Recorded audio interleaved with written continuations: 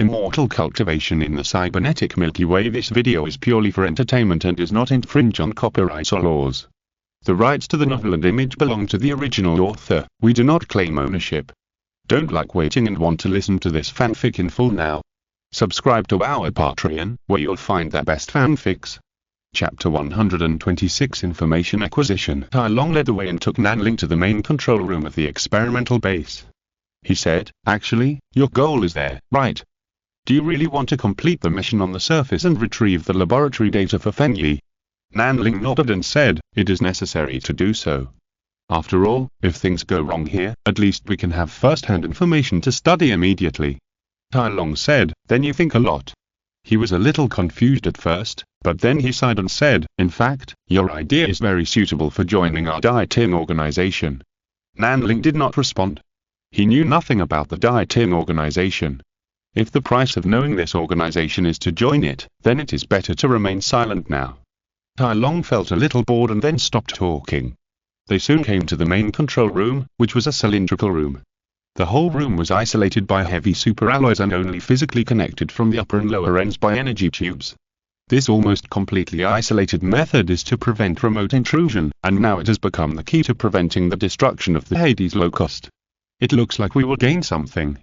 Nanling breathed a sigh of relief, then began to observe the terrain and threw explosives continuously. After he threw these explosives, they seemed to be held by invisible hands and fell evenly on the ground in front of him. Tai Long said in surprise, "With so many explosives, you'll send us to the sky together?" Nanling shook his head and said, "Not in this control room. The material and thickness of its walls are enough for us to withstand this level of explosion. Even if this space station explodes, there is a high probability that it can be preserved." Tai Long understood Nanling's plan. This is used to clear the way when they retreat. After doing all this, he let out a long breath and said, "Okay, now we should try to open the door of this room. Do you have any good ideas?" Tai Long said, "You can ask Madam for remote support, but this will inevitably attract those insects." Nanling said, "Of course, we have to attract all the insects for those people, right?" He said that he took the lead in lifting the communication restrictions. Tai Long also lifted the restrictions and began to contact Madam Nanji. Madam Nanji had been waiting all the time. She said, "I finally got in touch with you. Let me see what you two naughty guys have done." "I see. I'll give you access rights now." There was no need for any explanation. Madam Nanji had already understood the situation and started to operate. Nanling thought that Madam Nanji was going to remotely hack into the access control of the main control room to help them gain access rights. As a result, she hacked into a certain personnel system of Feng Su and directly gave them access rights. This circle was very clever. And as Feng Yi's staff, she had no pressure to do this. The locusts had not come yet, but Nanling stood in front of the door of the main control room and the heavy gate opened by itself. This powerful remote support made everything seem so easy. The sound of locusts running came from the distant passage. They had obviously been attracted. Talon tilted his head and said, "I'll stay here, you go do what you want." Nanling nodded, and then walked into the main control room. In the main control room, his communications system was blocked again. But it doesn't matter, he doesn't need to stay here for long anyway. Turning his head to look at Talon, he saw that the strong man had taken off his weapon from his back. It was an exaggerated single-edged battle axe. It was a weapon suitable for him. Nanling entered the main control room and saw a rectangular box inside that seemed to have no gaps. "Welcome, Inspector." A pleasant electronic voice sounded. Nanling paused, then said, "I need to transfer all the data stored locally." As soon as the voice fell, his intelligence core received a system connection request. He chose to agree, and his intelligence core was connected to the AI system here. Then the AI here said, "Unfortunately, the capacity of Inspector's intelligence core is not enough to carry all the information here.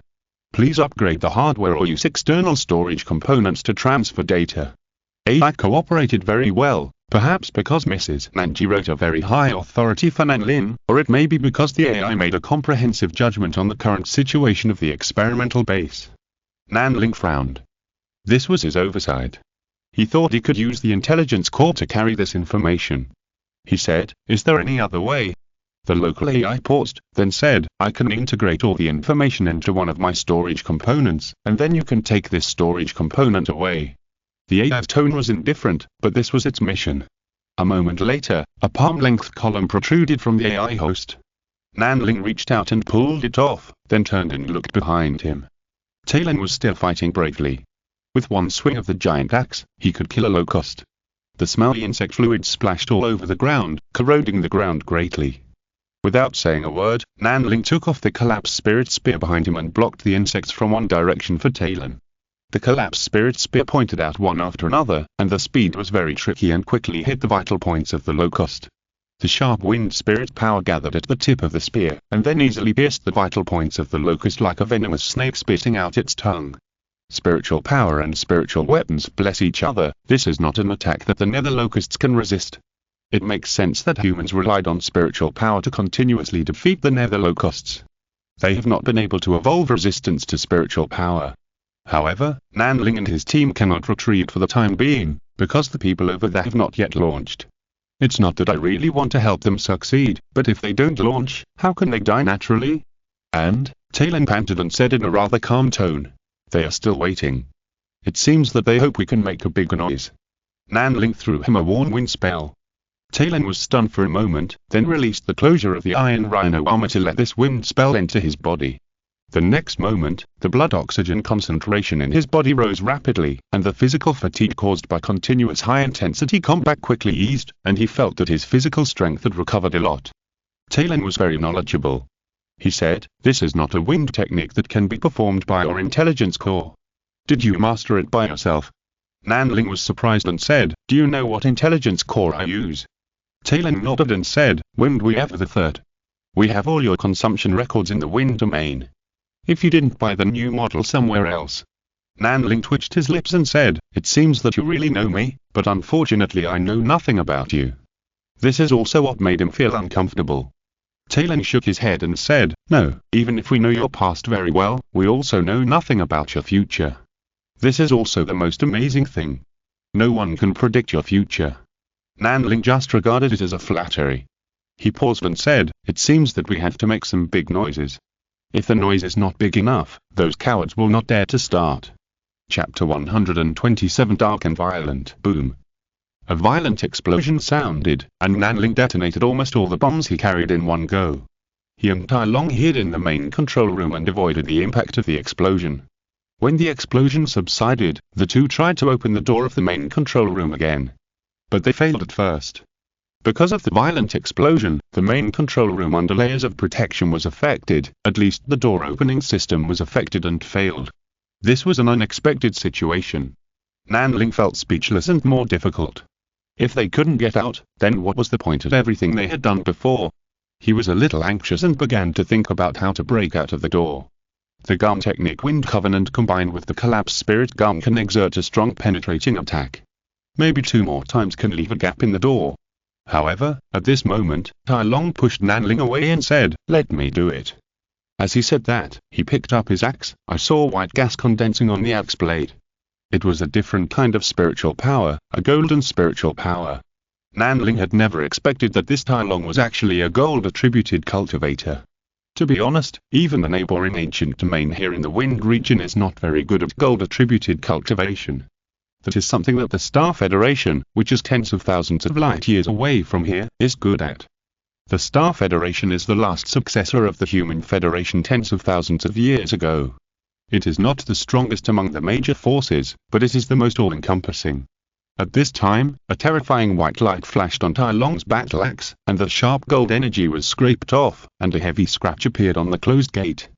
But one axe was not enough. Tai Long chopped 3 times in a row, directly breaking a somewhat narrow hole in front. Nanling nodded with satisfaction and said, "With this kind of destructive power, it doesn't matter even if you participate in the interstellar battlefield to cut down ships, right?" Tai Long said breathlessly, "No, I can't do that kind of thing, it's too tiring." Nanling turned his head to look at him, only to find that he was already breathing heavily. In other words, the 3 axes just now consumed a lot of his physical strength. Nanling immediately used the warm wind spell on him again, and it was a warm wind spell with atomized nutrient solution. The next moment, these substances entered Talon's body together, allowing his physical strength to recover quickly. Talon's panting soon subsided, and he said, "I never thought that the warm wind spell could be used in this way. No, it should be that I haven't met anyone who can use the warm wind spell before." Nanling shook his head and said nothing. Although it is said that as long as you buy a better intelligence core, anyone can cast this spell. However, the warm wind spell under the control of the intelligence core can only be used as a temporary physical recovery. In fact, the effect of other uses is not necessarily that good, because the warm wind spell controlled by the intelligence core is far from being so flexible. Therefore, such a seemingly high-end and high-demand wind spell is very unpopular, and normal people will not spend resources on it. Talon recovered his physical strength in a short time, mainly because the increase in blood oxygen content allowed those nutrients to enter the metabolic system in the first time to replenish his body with enough energy. His skills seem to require spiritual power and physical strength to work at the same time. Although it is powerful, it consumes too much physical strength. He started swinging his axe again, and then 2 more axes were used to expand the hole to a size that 2 people could pass through. Nanling said, this kind of practice seems to have a lot of disadvantages. Because in this era, there are many ways to improve the combat capabilities of individual soldiers, so why bother to consume physical energy in pursuit of killing? Talon shook his head and said, there is no way. The inheritance of my school is quite retro. Compared with the use of equipment, it is more about developing the ability of one's own body to cooperate with spiritual power. Nanling was slightly stunned when he heard this. For Talon, he just briefly introduced the characteristics of his school, and there was nothing special. But for Nanling, it was different, because he realized that perhaps this was the right way to practice alone. It just sounded like Talon himself had only a superficial understanding of this and had not really dug deep in this aspect. The practice he understood should be the practice of the 3 elements of spirit, energy and spirit. But there is no such saying in this era. Let's take the spirit energy as key, Shin as the primordial spirit, and Jin as the body. But how to mobilize the concept of Jin in your body? Nanling's eyes lit up. It was not terrible to encounter a difficult problem, but it was terrible to have no direction. He felt that he should slow down and do more research in this area. But to be honest, he couldn't mess around with the things on his body. He had to find more references. They walked out, and outside was a cruel scene after the explosion. The limbs of the locusts that were blown to pieces were everywhere, and some of them were not dead yet and kept roaring. Nanling said, they are calling for people. There is no need for us to fight the insects head-on. Silence the communication, let's hide first. Tai Long said with a hee-hee, did the bastard send you money? Nanling said, no, I guess he may not send you money. Tai Long and Nanling turned on the stealth mode together and hid in another passage. Listening to the dense foot sounds coming from afar, Talon said in the wind tunnel, then he is really going to die. Nanling said, of course, I will make sure they are dead. Talon asked, then let's go back secretly and kill them now? Nanling said, what are you thinking, do you want us to be blown up together if we go back now? Talon looked at him in surprise, and then realized something. When I broke the door, what instructions did you give to the main control AI? Nanling said, start the self-destruction program, 10 minutes countdown. Talon was stunned for a moment, then ran away. Damn it, why didn't you say it earlier? He was afraid that he would be blown up. Although Talon obeyed Lady Nanji as his companion, he actually had the intention of observing Nanling. He also knew Nanling well and knew that this child showed a touch of kindness in many cases. This kind of kindness was snared in Talon's eyes, and he thought it was a kind of weakness. And this is what he wanted to investigate. If Nanling always showed such weakness, then even if it was Madame Nanji's order, he would refuse to cooperate with the weak. But now, he found that Nanling was not weak at all. This kid had a dark mind. Dark and irritable. He was going to blow up the entire experimental base. While completing the task of killing and silencing, he also tried to see if he could blow up the king insect. 5 minutes later, Nanling and Tai Long were already standing in a group of buildings outside the experimental base and looking out. They were able to rush out so quickly because they encountered a swarm of insects running back frantically when they just left the experimental base. It was obviously the attack team inside that took action. The swarm of insects felt that the king insect was attacked, so they rushed back to help frantically. At this time, they immediately turned on the flight mode on their combat armor, and the swarm of insects ignored them. Another 5 minutes later, a terrifying wave came from a distance, and the entire experimental base trembled, and then was lifted into the sky by a ball of fire. Boom. Then there was a thunderous sound. Nanling and Tai Long stood silently on a tall building, watching the violent explosion over there without saying a word. P.S. I wish everyone a happy weekend, so I will add another chapter today. Chapter 128 Limited Kindness. The explosion caused the entire space station to shake, which might cause some damage to the entire Chunyuan 06 space station. Nanling looked down at all this from high in the sky, then curled his lips and said, "The king insect is not dead." Talon had obviously done his homework. He said, "Yes, those Hades locusts are still rushing over there, and the king insect of the Hades locusts is not so easy to be blown to death. What should we do now? Go back and have a look?" Nanling asked Mrs. Nanji in the communication. "How were there 6 people?" Mrs. Nanji's voice was a little playful. "I can be sure that they can't survive such an explosion. You're really a kind and good child." Nanling was stagnant at the time, and then immediately changed the subject and said, "Do you want this storage component?" Mrs. Nanji said, "Of course, I will give you a price after I analyze the value of the information inside." Nanling said, "Then how should I give it to you?" Mrs. Nanji thought for a while, then said, "I will open an encrypted cloud storage space for you in Chunyuan 06 and Capon Galaxy respectively. First upload all the information to the storage space of Chunyuan 06, and then I will help you transfer it to the Capon Galaxy. This way, we can avoid the information monitoring system of Chunyuan 06, and can only show that Fenyi is transferring a large amount of information flow. Of course, this is what she needs." Nanling has started uploading data, and Madame Nanji is also analyzing the value simultaneously. It's just a simple value judgment, which is not complicated. These information data seem to be a lot, but that is only for Nanling personally, and it is a drop in the bucket for the database of the entire space station. In addition, the current internet speed is amazing, so all uploads have been completed in just 20 minutes. Madame Nanji commented and then said, "Yes, this information is very valuable. If you buy it out, I can give you 1 million, but if you want to keep a backup, then it can only be 300,000. Nanling said, 300,000. He was very calm about this. Of course, he would not choose to buy out this kind of data. This part of the data is very important, but it is not about how much it can be sold for, but how much results humans can study against the nether locusts from it. Yes, he has begun to feel scared." Talon had just asked if he wanted to go over and investigate again, but he didn't respond and Talon didn't mention it again, because they both knew that this would be a very dangerous thing. Nanling was willing to do something as long as he was safe, but he would never put himself in unknown danger. 300,000 soon arrived. Nanling took a look, then directly transferred the money and gave half to Talon beside him. Talon looked over in surprise and said, "Why are you giving me money?" Nanling said, "This is the information we got together, so you have a share of the money." Talon shook his head and said, "This money is meaningless to me. I joined Ditting for my own pursuits." Nanling said, "I have pursuits, but this doesn't prevent you from having better material enjoyment, right?" Talon looked at Nanling with a very magical look. At this time, Nanling waved to him and said, "Okay, this cooperation is very pleasant, I'm leaving." As he said that, he flew into the sky and went to the exit of the lower level area. Tai Long scratched his head and watched Nanling go away. He couldn't help but mutter, "Isn't this too strange?" Mrs. Nanji's voice suddenly sounded behind him. "Strange? No, don't you think he actually has a good personality? Elegant, kind, and a little lazy." But the most surprising thing is that she appeared beside Tai Long quietly. Tai Long was nervous for a moment and said, "Don't show up so suddenly." Then he said, "How should I put it? Although I don't hate him overall, he is so irritable. How can he be called a good personality?"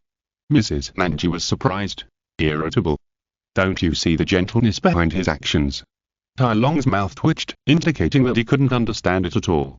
Lady Antarctic said, "For the top executives of the Fen Consortium, it is much more valuable to keep the experimental base going than to blow it up. I know what they're thinking without having to think about it.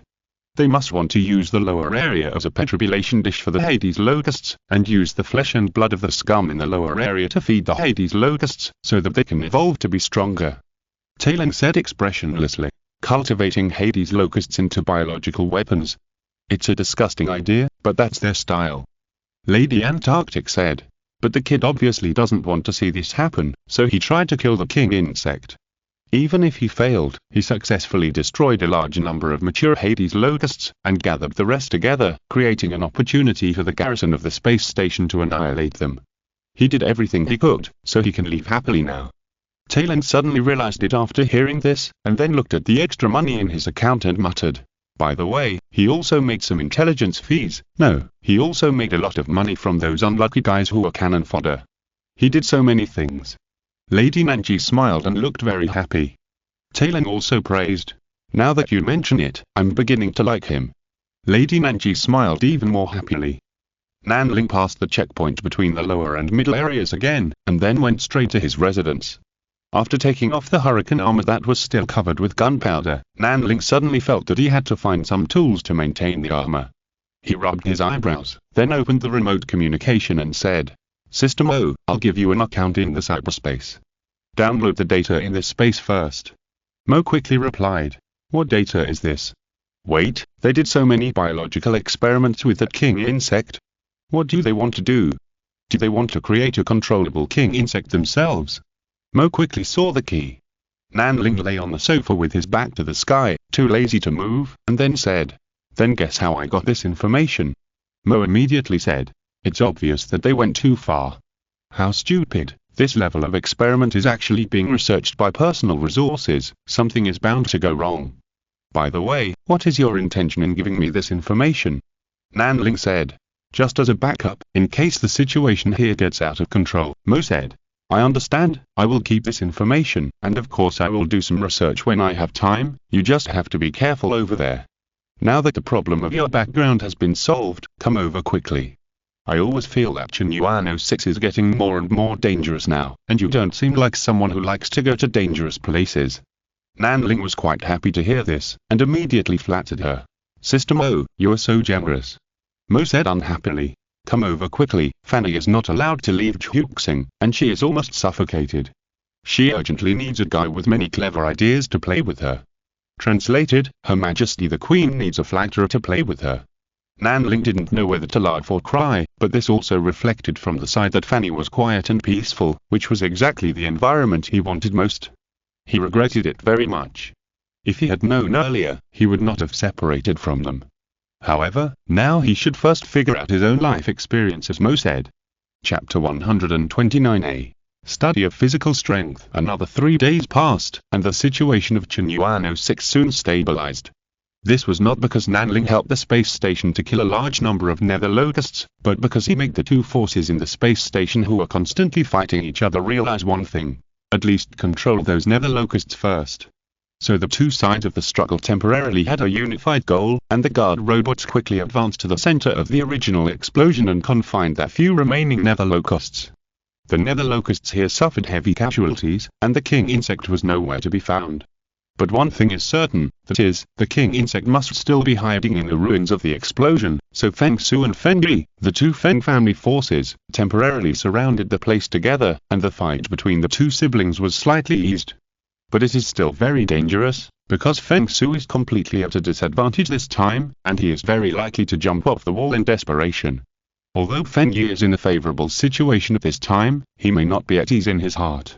Because the Feng family elders hate the younger generation fighting without knowing the limit. Now they can barely use accidents to make it go away, but if the situation gets bigger, even if she has an absolute advantage, she will be disgusted by the Feng family elders. So both sides have entered a relatively restrained stage, and a certain degree of balance has been reached. The space station has restored order. Nanling saw that there was food in the AI dining car again. Then the panic of the entire middle area quickly subsided, and everything seemed to be back on track. As for the people's hearts in the lower area, excuse me, is there such a thing in the lower area? Nanling was relieved to see this. But what made him feel a little helpless was that Miss Feng Yi didn't contact him once after he completed the task. Although it may be a bit self-indulgent to say this, after all, Feng Yi must be very busy now, busy controlling the real power of the entire space station. But, there is no way to negotiate his reward. Nanling felt a little irritated. He couldn't get excited when he met someone who was not happy to pay. So he couldn't help but complain in the hyperspace active group, but he didn't say what was wrong with Feng Yi, just said she was too busy or something like that.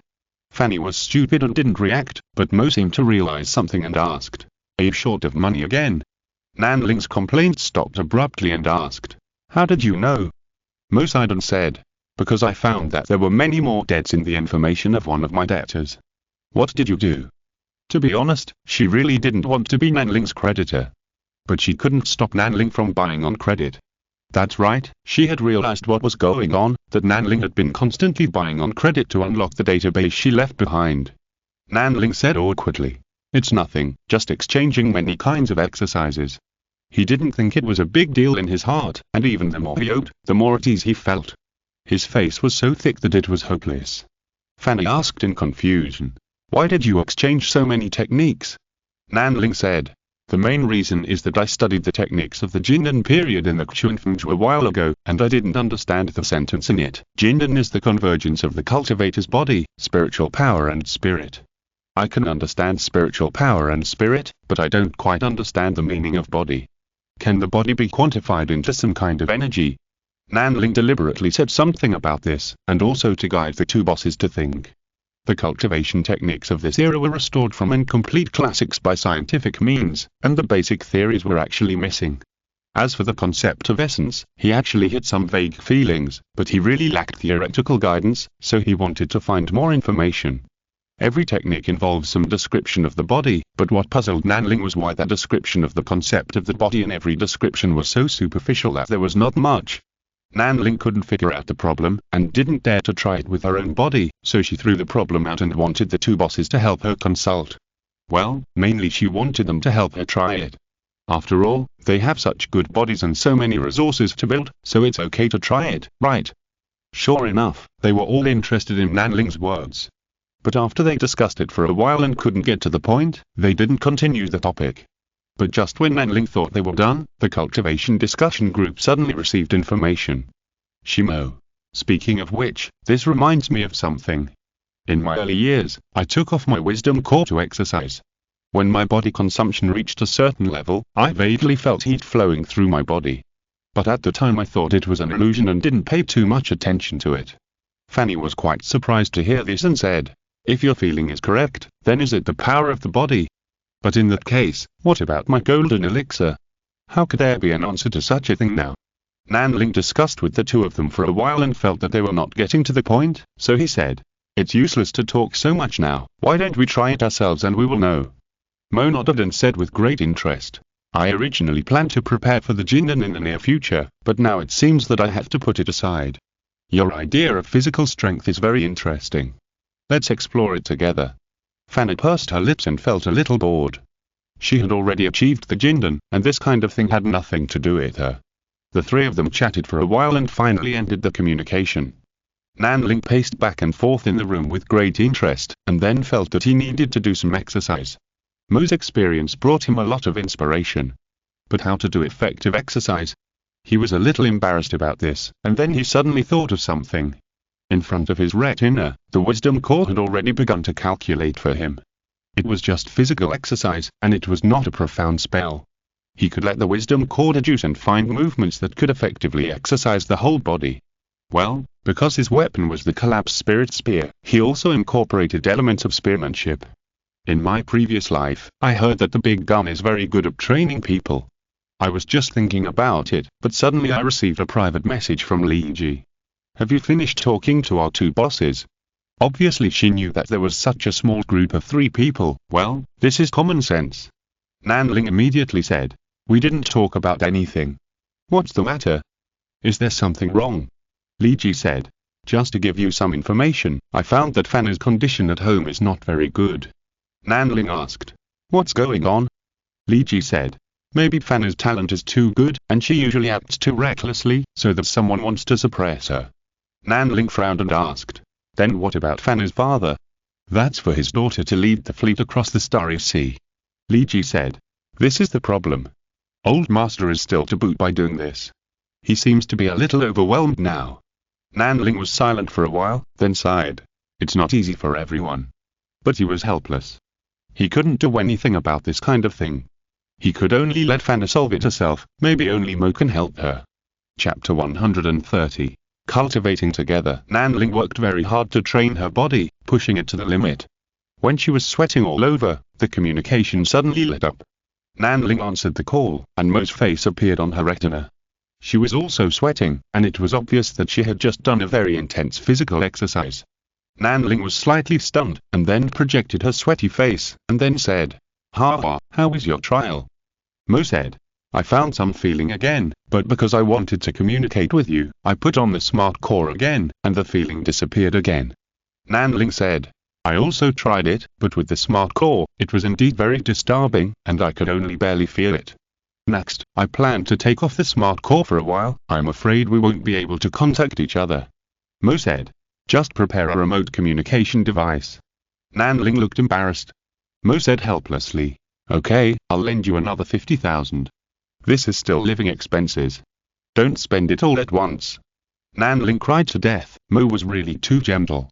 He opened his mouth to say. Mo saw his expression and immediately said, Shut up, I don't want to hear you say those cheesy words. Prepare the remote communication equipment for me immediately, and then we can exchange experiences more often during cultivation, understand? Nanling was stunned for a moment, and nodded repeatedly. In this way, after the remote communication equipment he ordered arrived, Nanling began to practice remotely with his beloved sister Mo. They met every day, sweating profusely, and then shared their experiences of the day. In fact, both of them are already foundation builders, with extremely strong spiritual power, and they can naturally get on track in the development of their physical strength. Although Mo is very beautiful in a tight sportswear, all her curves are outlined, which makes people want to be fluttering. But Nanling's attention is always on cultivation, which makes Mo feel quite comfortable. She found that although this little guy always behaves in a cheesy way and always says I love you, his eyes are actually very clear, and he has no improper thoughts about her. This kind of getting along is actually very comfortable, just like a real friend. It even made her feel like she was getting along with Fanny. Didn't Fanny always say I love you when she was being coquettish? The gains from the two of them confirming each other were also huge. They shielded their intelligence cores, and later even found a way to gather all their spiritual power into the Danton in their chests to temporarily shield the interference caused by the spiritual power in their bodies. Finally, they succeeded in feeling the power of their bodies. It was a very real heat flow, which was particularly strong when the blood and ki were boiling after a lot of physical exercise. As the feeling of this heat flow became clearer and clearer, Nanling began to consciously control it. At Nanling's suggestion, the two named this heat flow essence. It means essence of the flesh. Mo sighed. The mystery of the human body is indeed extraordinary, and we are used to studying things with technology, but we have ignored the induction of ourselves. But how should this essence be used and cultivated? Nanling didn't have any good ideas about this. He just knew that people have three dimensions, the upper, middle and lower. The ancestral orifice between the eyebrows collects the primordial spirit, the Danton in the chest collects the true ki, and the sea of ki below the navel stores the essence. It was already remarkable that he could recall such a little information from the various miscellaneous books he had read in his previous life.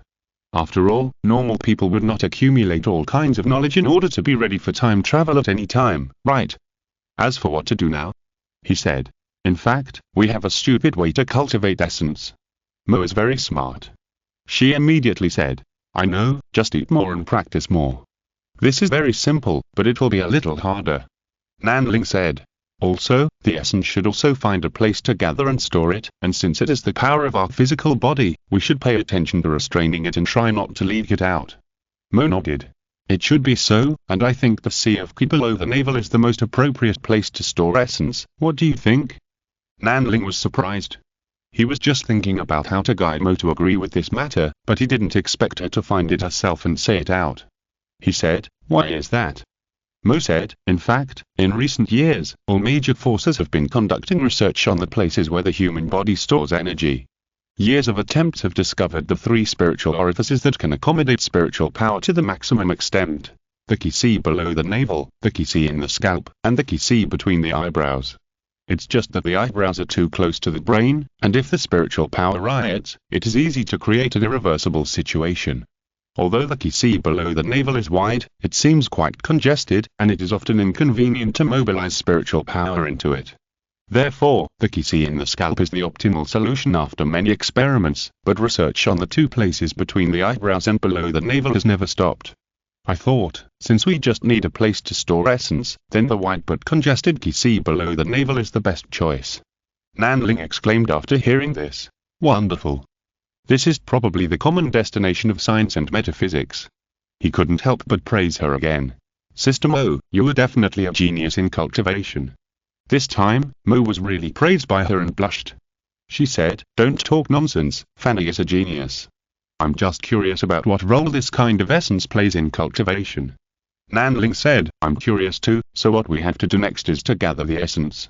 The two talked for a while, and then used their own methods to extract the heat flow in the body, and then gathered this heat flow into the lower dantian for storage. In this process, the lower dantian gradually became extremely hot, as if a furnace was about to be ignited there. Nanling was shocked. He really didn't know what to do in this situation. Mo was in a similar situation over there. She was a little pale when facing her physical problems. After the two talked for a while, they decided that Mo would continue to practice first. But the premise is that she must be watched by Nanling every time she practices. Only when he watches can he notify others to come to help when needed. And if Mo has any problems, there will be enough equipment on Chuxing for treatment.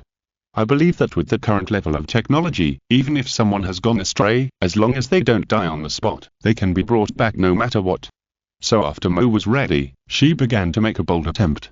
To be honest, she was quite excited. It was like experiencing what the ancient sages did, finding a few words in the pile of historical papers, and then restoring a powerful cultivation system. Mo lay down in front of the video. She looked at Nanling in the picture with her side face and said, "You better watch carefully, don't be absent-minded." Nanling nodded heavily. Then Mo pressed her hands on her lower abdomen and slowly closed her eyes. The essence in her body gathered in her qi under her navel again, making it burn all of a sudden. No, it wasn't just the qi that seemed to be burning, she felt like her whole body was about to burn. Very strange, this feeling is super strange. Chapter 131 Back on track. Nanling stared at the communication screen, always feeling that something was not right. Then the next moment, the screen was cut off. Then Mo said with certainty, "It doesn't seem to be the right way to do it. I won't try it." Nanling couldn't see her screen, but she still persuaded her without knowing why. "Don't give up so easily. Maybe this is a normal process to go through." Mo said unhappily, "If you don't believe me, try it."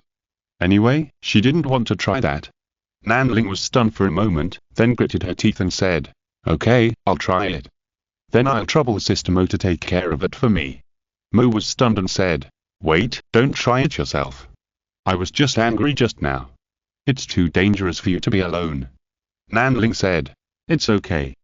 Since Sister Mo can find out that something is wrong and stop it in time, I should be able to do it too. And if I don't try it, how can I communicate with you later?" As he said that, he had already sat down cross-legged. The screen opened again, and this action made Mo look very novel. But it is undeniable that this sitting posture shows that she can take in all the changes in Nanling in the front communication screen. Then Nanling began to gather his own essence. As the dantian boomed, it became hot. Nanling knew why Mo had behaved so strangely just now. At this time, his body was like a bundle of dry firewood.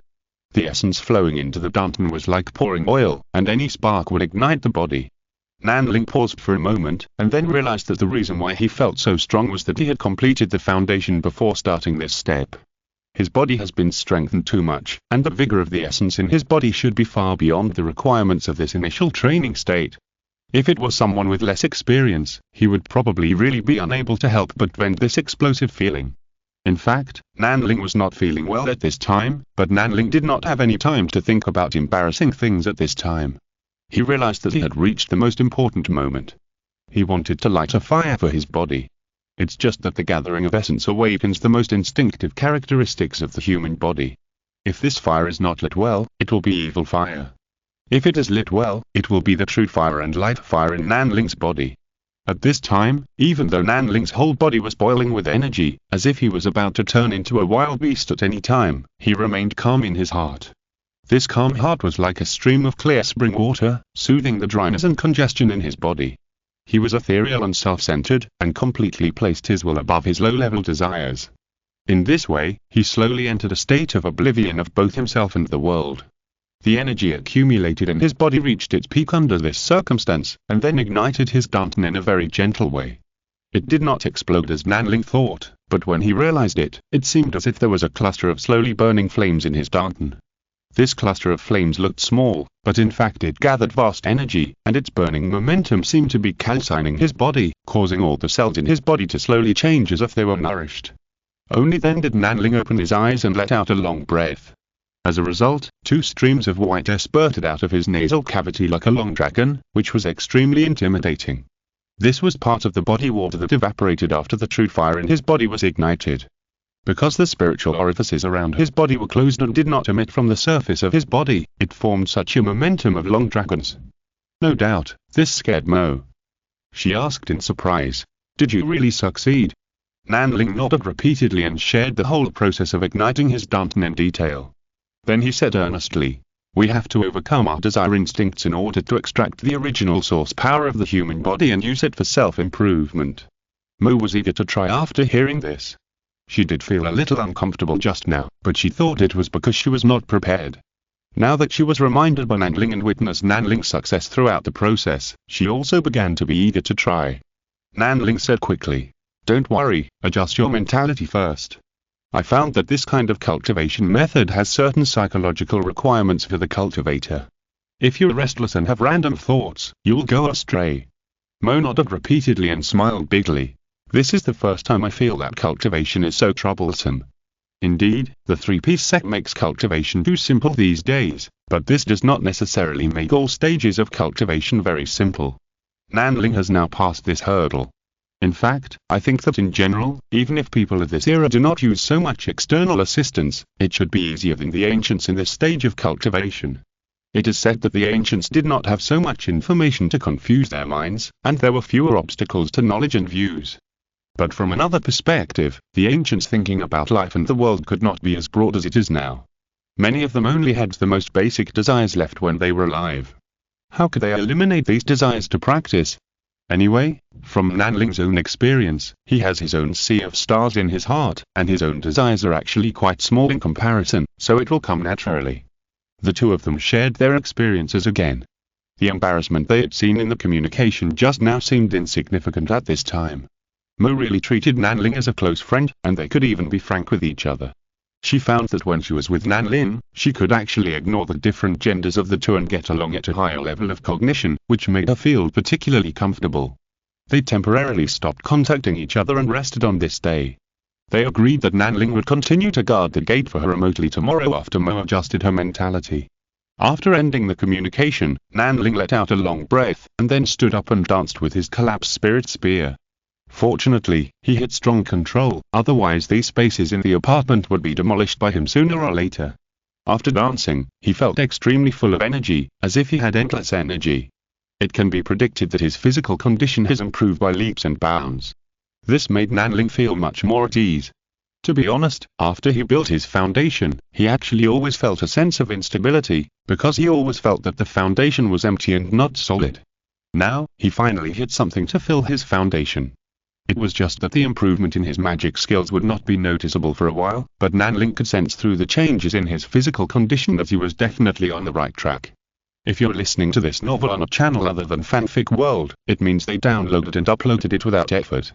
We cordially invite you to visit our channel, Mundo Fanfic Novel, as there you'll find the original version of this story and you can explore many other novels of various genres. We're waiting for you to immerse yourself in a world of incredible novels. Chapter 132. Changes in the Ancient Domain. Now, Nanling's body is getting stronger every day. This strength is not only reflected in appearance, but also in the symmetry of the muscles of the whole body. The most important thing is the strengthening of the internal organs. The spiritual power flowing in the internal organs can certainly warm them, but the effect is not too strong after all. But now when the fire in the Danton furnace rises, the entire internal organs become stronger under the calcination of this life fire. And it is a transformational strength. This kind of change is not seen in any practice, but Nanling is very peaceful in his heart, thinking that this is how it should be. He even feels that he has found some of the practice states that he should have in his previous life, and he is quite excited. The next day, Nanling continued to protect Mo remotely. She still chose to lie flat to try. After all, she was not so used to sitting cross-legged. This time she was obviously challenged by her body's primitive desire again, but because she witnessed Nanling's success yesterday, she knew what she should do and was full of confidence. The fact is that Mo is the leader of this era, and her noble character is not so easily swayed by primitive desires. Yesterday, she was just shocked because she was not mentally prepared, but now that she is mentally prepared, she can naturally subdue these primitive desires successfully. Then, the furnace in her body was also ignited. This is a brand new experience for her, and because she is close to forming a pill, she has a completely different feeling from Nanling. she said. I can feel that this is the right way, and I can't wait to use my mind and spiritual power to calcine it. When she said this, her expression was even a little obsessed. Nanling said, but you'd better suppress it, because this true fire also calcines our bodies, and our bodies will be continuously strengthened in this calcination. Mo nodded and said, that's right, but I don't know how long I can suppress it. After she said this, she said to Nanling, do you think we should tell Fan and I about this discovery? Nanling also hesitated for a moment, and then said, let's tell her. She already knows that we are thinking about this. If we keep it a secret, it will be unreasonable. Mo was also a little worried about gains and losses. After all, she felt that she was in a better state than ever before. This was definitely the right state, which was completely different from the usual enhancement brought by recuperation and spiritual power infusion. He was a little worried that Fanny would have some bad thoughts after knowing this situation. After all, Fanny had always been the right and powerful one in their relationship. The two discussed for a while, and then opened the communication of the cultivation discussion group to share their cultivation experience these days with Fanny. Fanny was stunned when she heard this, and she said, so, you're saying that we may have gone wrong in the path of cultivation for tens of thousands of years? Nanling said quickly, no, that's not what we mean. After all, the current path of cultivation is mature, and some people can become immortals because of it, right? I just want to say that the method that Mo and I have figured out may be closer to the ancient method. Fanny bit her nails and said, that makes sense. It makes sense when combined with my feelings when I was forming the golden elixir. When I was forming the golden elixir, I used a lot of high-energy nutrient solution to put my body in a very energy-rich state. Then I used my spiritual thoughts to continuously compress spiritual power. During this process, I clearly felt that my body also produced some other forces in this energy-rich state and entered the golden elixir together. I didn't have time to pay attention to these at the time. Now that I've heard about your story and think about it, maybe that's the essence. But to be honest, after I entered the golden elixir stage, I haven't been able to feel any power other than the soul and spiritual power. She felt that there was something wrong with this state. Especially, after she saw Mo light up the true fire, which was also that fire of life, her whole face was radiant, as if she had returned to her teenage years. And she, although she was also young and she took good care of herself, she was still very clear that she could only maintain her current state, and could not become more beautiful from the inside out like Mo did. So, she began to think, a cultivation method that cannot make people beautiful is obviously wrong, right? Fanny said. In that case, I think your method is more correct, and it makes me a little tempted. Mo said, Fanny, you're already a golden elixir, so don't learn from us with your whimsical ideas, right? Fanny smiled and said, you're right. By the way, I have some ideas about the troubles during this period. Let's go to the hyperspace active group to discuss it. I have an important decision to make. Nanling and Mo looked at each other, and then Mo thought of something and his face changed. Nanling immediately thought of the troubles that Li Ji had told him about Fanny before, but now it seems that this trouble also includes Mo's matter. Soon, the four friends gathered in the hyperspace active group. Nanling's eyes flashed, and he noticed that the name of this hyperspace active group had changed again, becoming Weather and Wind together. This is, why do I feel sad? At this time in this data space, Nanling could only see the blurry images of the three people, because he could not transmit too much data due to the long distance. When Fanny and I saw everyone gathered, she sighed and said, first of all, I want to say sorry to Mo. We're about to be unable to withstand the pressure. Mo's face changed at the time, and it became very ugly. Nanling asked, what happened? Fanny and I rubbed her temple and said, because of my affairs, my father was held accountable and temporarily deprived of the command of the fleet. Originally, my father was in charge of the Chiling fleet and was the commander-in-chief of the entire fleet. No one dared to touch me and the people around me. Now they still dare not touch me, but they have attacked the people around me. Nanling immediately knew that the person being targeted was Mo. Mo smiled bitterly and said, I have already locked myself up, why don't they let me go? Fanny said, yes, they want to separate your family from your father, and for this reason my uncle even shamelessly went to Mo's house to ask for marriage. My father is now too busy to take care of himself, and now he has no spare energy to resist the pressure from Mo's family, so, Nanling didn't know why he felt an irritable anger in his chest when he heard this. How could this be?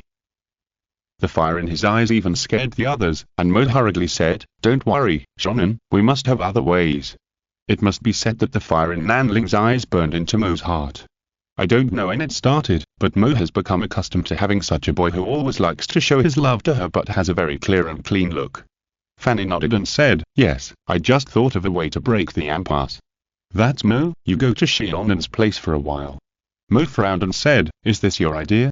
Even if they want to marry me, the ultimate goal is to change my family's position. If I leave you on my own, their goal will be half achieved. Fanny shook her head and said, believe me, this is only temporary. In 3 years at most, I will let you come back to me. As she said that, she looked at Nanlin, smiled lightly and said, by the way, keep an eye on this sloppy guy and bring him back to me.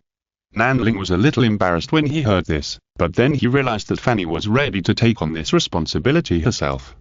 Mo still shook his head and said, so what?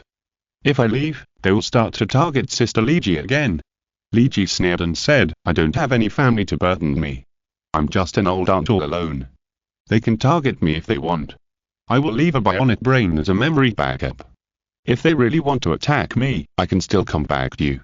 Nanling felt stuffy in his chest. This method is not a return. What he finally got was just an anthropomorphic AI. Fanny immediately said, don't worry, my family is actually planning a counterattack, and soon those guys will not dare to do bad things in public again.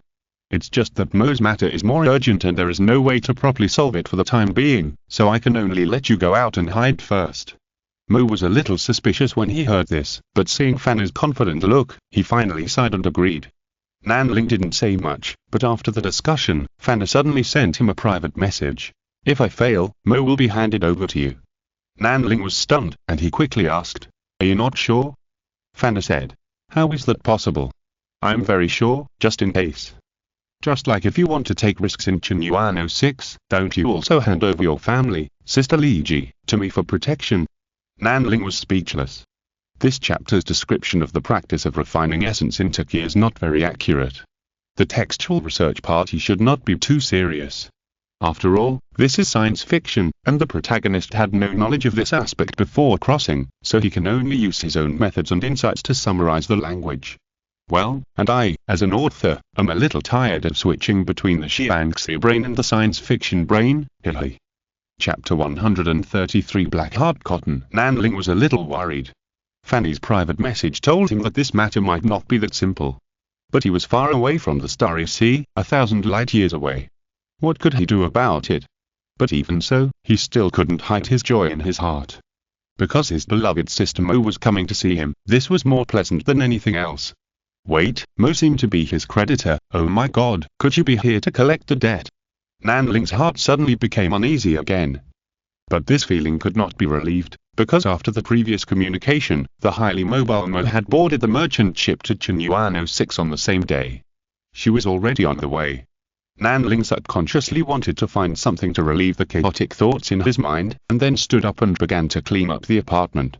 Until he had finished cleaning up, he looked at the tidy room with satisfaction, then he hit his head in annoyance and said, it's still 3 months before the arrival, what am I doing? Nanling found his sudden panic funny, and then he chose to empty himself, and then prepared to find a place to show off his big guns. At this time, Nanling felt something outside his window. He opened the curtains and saw speechlessly that Mrs. Nanji's head was hanging upside down from above, as if looking at him. Nanling opened the window and asked, do you have something to talk to me about? He was not surprised at all why Mrs. Nanji appeared here, he just thought she had another mission to find him. Mrs. Nanji smiled and said, no, I just wanted to say hello to the new neighbor, and then I was too lazy to go out and take the elevator. I made some cookies, do you want them? She said as she handed over a plate of hot cookies, and it was unknown where she got the upside-down posture. Nanling took the plate of cookies blankly and asked, you and my neighbor? Why? Mrs. Nanji said, after all, we will carry out the most important mission together next. We should live together to cultivate tacit understanding, right? Nanling suddenly realized that it was about the pursuit of his birthplace. He asked curiously, hasn't the key intelligence been obtained? What else is not prepared now? Mrs. Nanji said, I just got the flight record of our escape ship that was destroyed and fragmented. It is still difficult to reverse the location of the ship. Some other key data is needed. But you don't have to worry about this. I will use the ability of listening to complete the investigation. Nanling suddenly realized that the data in this regard is in the hands of the Feng family. Mrs. Nanji said, this is my speculation. After all, the default route of our lifeboat was Lichenuano 6, and I also have some clues in this regard. Nanling hesitated for a moment and did not ask any more questions. Madame Nanji looked at him and smiled. It's okay if you ask. Nanling blinked and asked, any clues? Madame Nanji said playfully, sorry, I can't tell you yet. Nanling was stunned at the time, knowing that he was fooled by this woman. But he only felt helpless, but not angry. Seeing this, Madame Nanji covered her mouth and chuckled, then said, try the cookies, I made them myself. Nanling was alert this time, and he carefully looked at the cookies on the plate. Madame Nanji looked sad and said, you will make me very sad, don't worry, it's not poisonous. If you don't believe me, I'll eat a little first to show you.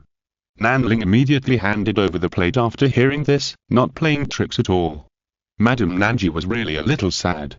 She pursed her lips slightly, then reached out and picked up a cookie, staring at Nanling and chewing it in her mouth. Look, it's very good. She couldn't continue speaking, and then took her head away from it, shouting at the same time. Why is it so salty? I obviously put a lot of sugar in it. Nanling blinked expressionlessly, then picked up the biscuit and put it into his mouth and chewed it slowly. It's a bit salty, but for someone who is trying to cook something for the first time, there is no need to be so demanding. He couldn't help but curl his lips, and then calmly prepared a glass of happy water for himself. Sure enough, this level of food still needs to be taken with happy water to be swallowed. Nanling looked up helplessly. He knew that the apartment upstairs should be rented by Mrs. Nanji. He had actually been waiting for the action that Mrs. Nanji mentioned, but it seemed a bit too much for the other party to tell him nothing. However, from the information now known, he could already guess some things. He came from a starship in this starry sky, and now he should still be roaming in the unmanned deep sky according to a certain trajectory. This is also the reason why Madame Nanji wants to serve as Miss Fengyi's staff in Chinuano 6, to seek information in this regard within the Feng family. Perhaps she has been inquiring about this matter for more than 10 years. Nanling sighed secretly, and at the same time, he had a further guess about his identity. He is a gene modulator, with genes from both the Feng family and the Ge family. He was born in the laboratory, and it happened to be Madame Nanji who was in charge. The talent involved in his genes should be the content added during the gene modulation, which is what he needs as a product. In other words, he was cultivated as a warrior, but he had not had time to grow up at the time. Nanling sighed, and basically understood his origin. He was in a daze for a while, and suddenly Fanna came to him. She didn't have anything else to do, just to find him and ask in detail about the details of igniting the essence furnace in the body, especially the physiological changes of the cultivator in the process. Then, without any hesitation, he summarized in front of Nanling. In other words, if you want to practice this kind of cultivation, you have to overcome the body's urge to have sex, and then you can't think about sex, right? Nanling immediately confirmed. At least in the initial stage, it's like this, you have to abstain from sex. But Boss Fanny, why are you asking so clearly? Wait, you can't be. Fanny looked at Nanling's serious expression and suddenly felt guilty. She said, do you think I will succeed? Nanling said in disbelief. I never doubt your talent, but why bother? Fanny said. This is the way I thought of to break the deadlock. They are afraid of me because I entered the Golden Core stage early and can make rapid progress, so I thought. If I were not a Golden Core cultivator, would they still force our family like this? Nanling took a deep breath and said, your father will go crazy. He shook his head and said, I don't think this should be your fault alone. Otherwise, if a genius appears in the family, it will be targeted. How can this family develop well? Fanna said, well, it's just that my dad has a bad temper. He's also a genius, and he's always been too proud. But that's why we should let him go crazy for a while, so that those people will be afraid, and the elders can come in to mediate. When the time comes, I'll tell my dad that I did it myself, and I did it to try out the ancient method you came up with, and he'll calm down. Nanling suddenly felt deeply sad, and felt sorry for Fanna's dad. Such a black-hearted cotton, why not marry her off as soon as possible to stop causing trouble for others? Chapter 134 The evil forces behind Fanny. Fanny's plan was being implemented, and the biggest obstacle to her implementation was none other than Mo, whom she trusted the most. Therefore, Mo was sent away to Nanlin, and Li Ji was responsible for taking care of Fanna. There were only 2 successful cases of this method of refining. Although it was a 100% success rate, it was really difficult to say its stability because the sample was too small. Anyway, in Nanling's view, this was a risk, but he had to admit that this might be the simplest and quickest way to solve Fanna's bad situation. Just imagine, when a genius girl recognized by everyone in the Gi family suddenly lost her golden elixir, what would people's first reaction be? Of course, someone secretly took action. Not only was Fanny's father going crazy, but the older generation of the Gi family had to stand up and speak for Fanny. In this way, it was a retrieve to advance, and the dilemma of everyone pushing down the wall was overcome. It must be said that Fanny really had ideas, and she was also very sacrificial. Nanling even felt that she had actually been thinking about destroying her own golden elixir for a long time, but she just couldn't make up her mind. The essence refining method that he and Mo had figured out completely became an important factor that pushed her to make such a decision. So 10 days later, when Nanling saw Fanny again in the communication, she was already pale and looked very weak. It felt like she had suddenly turned from a vigorous girl into a sick beauty. I didn't expect the price of the golden elixir to break would be so high. Fanny greeted Nanling with a wry smile. Nanling showed a concerned look on his face.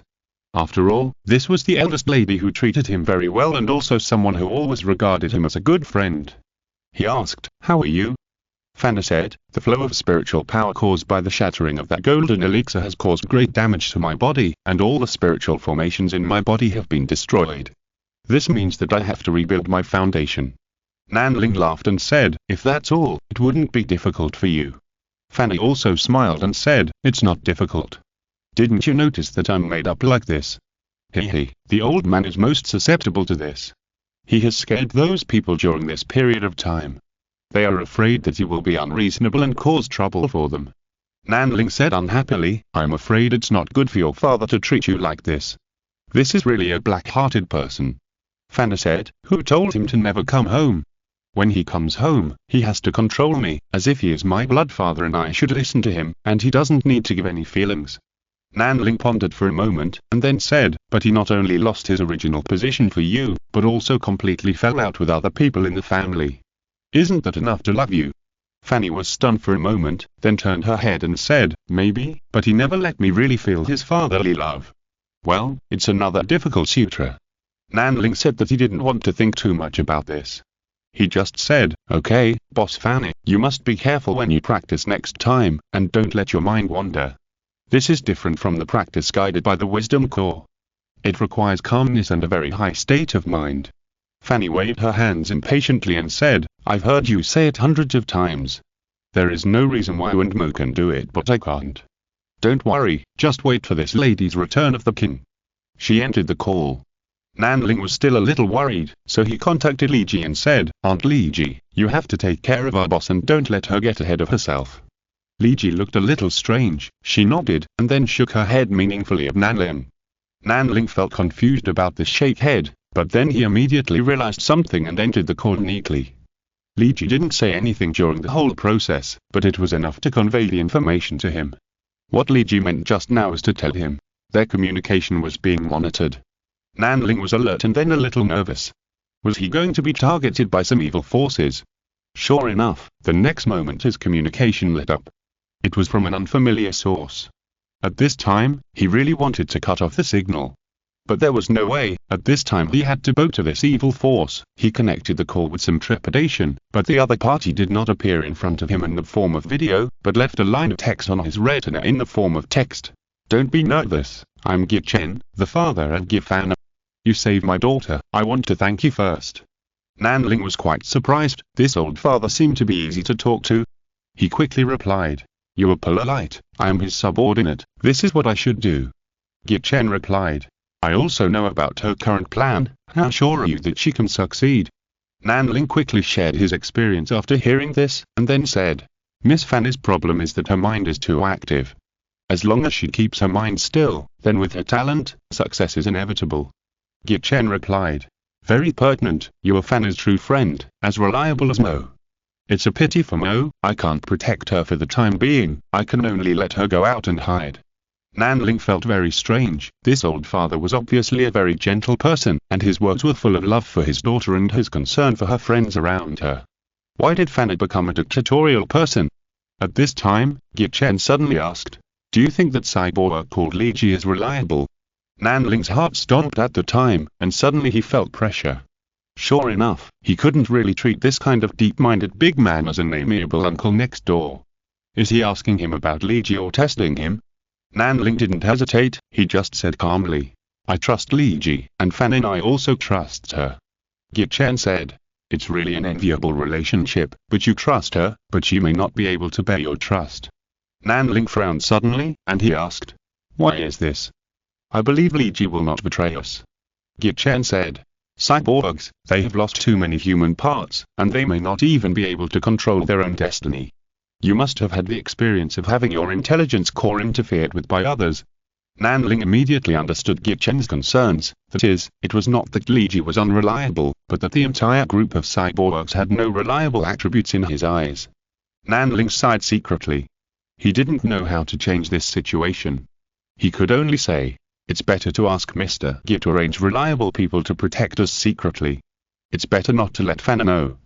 Gye Chen replied, thank you, you were a person who seriously considers a father-daughter relationship. Just call me uncle in the future. In addition, I heard that you are looking for your life experience. Nanling once again felt that the rhythm was completely controlled. But he also thought it over. It's better for him not to have any small thoughts in front of such a great man. Just be frank. Anyway, as long as it doesn't involve his real secret, it's fine.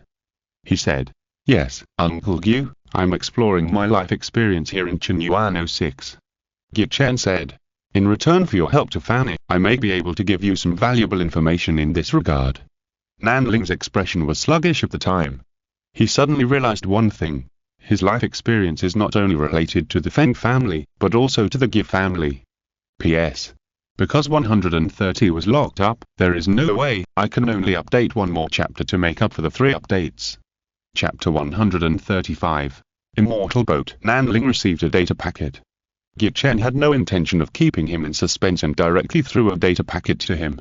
Then he said, take a look at this data packet first, and we will talk after you finish reading it. Then there was silence. Nanling also quickly immersed his consciousness into the data packet, and then checked a secret that shocked him. Changsheng Society, this is a mysterious organization that once existed between the ancient domain and the wind domain. It is very powerful because it was originally established by 2 immortals from the ancient domain and the wind domain. The immortal lord of the Gye family and the immortal lady of the Feng family. There are rumors that they're husband and wife, some say they are closer friends than husband and wife, and some say they are just like-minded Taoist partners.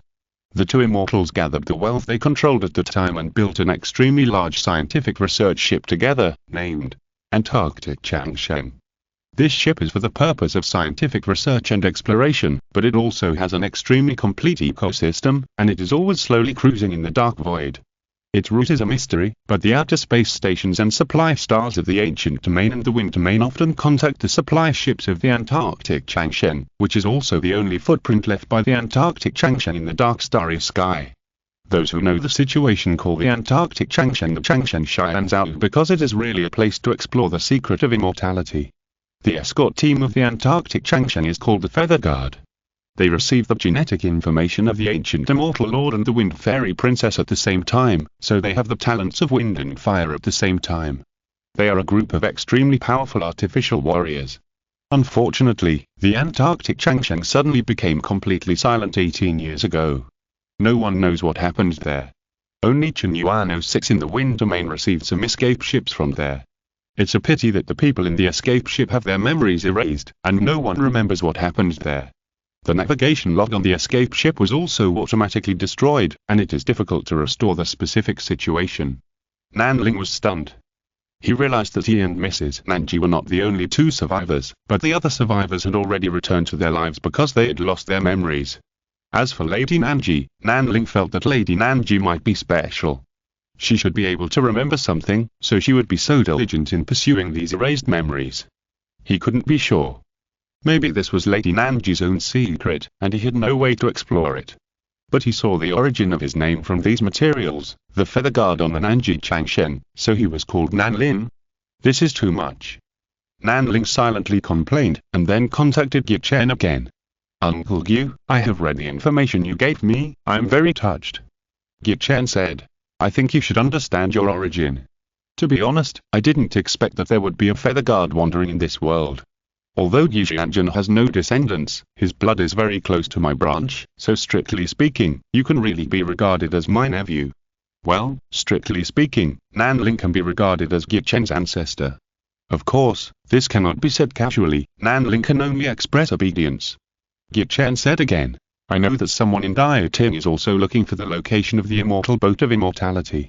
I just hope that if you can find it, you can also share the location with me. Then, as if he was afraid that Nanling would think too much, he had already explained. You have to know that Ge Xianjin and Feng Xianji also lost contact with the immortal boat of immortality. This is a huge loss for us anyway. Nanling said with understanding. Uncle Gu, don't worry. If I am lucky enough to find the Nanji Changshen, I will definitely tell you the location. Ge Chen entered the conversation with satisfaction. Nanling couldn't help but fall silent. This amount of information is a bit too much, so he must think about it carefully and summarize the information. At this moment, he was moved, because the access control surveillance of this apartment showed that someone was standing at his door. Then he saw through the surveillance that the Nanji lady with long wine red hair was wearing a home dress and standing at his door with a plate of cake. It seemed that she sensed his gaze through the surveillance, and she stretched out one hand and gestured a scissors hand in the direction of the surveillance. Here we go again, Nanling moaned weakly. Ever since the biscuits were too salty last time, Nanling was a little afraid to try the things made by Madame Nanji. But this time, when she opened the door, the first thing Madame Nanji said after she walked in was, Don't worry, I tasted it myself this time. Nanling took the cake plate and could only move aside to let Madame Nanji in. Madame Nanji turned her head curiously as she walked in, and asked with a snicker, Is there anything I can't see? Nanling said speechlessly, I don't have anything here. Madame Nanji looked around and found that it was indeed the case, so she complained. You really don't feel like home here, why don't you move up and live with me? This invitation was so presumptuous. Nanling looked at Madame Nanji's expectant look and didn't know what to say. He said, I still don't think so. Mrs. Nanji curled her lips and said, I know you blamed me for leaving you in the orphanage, but my mind was blank at the time, and I had no idea what to do. She rambled on and on about explaining, and Nanling was silent for a moment and suddenly asked, So, do you remember what your original name was? Mrs. Nanji was stunned, then she showed a gentle and calm smile and said, I did forget my name at the time, but later the organization found me and told me that my original code name in the organization was Mrs. Rose. I don't think I can remember those things at all, so I might as well use Mrs. Nanji instead. After all, that ship always appears in my dreams. By the way, do you like me to call you Mrs. Rose or Mrs. Nanji?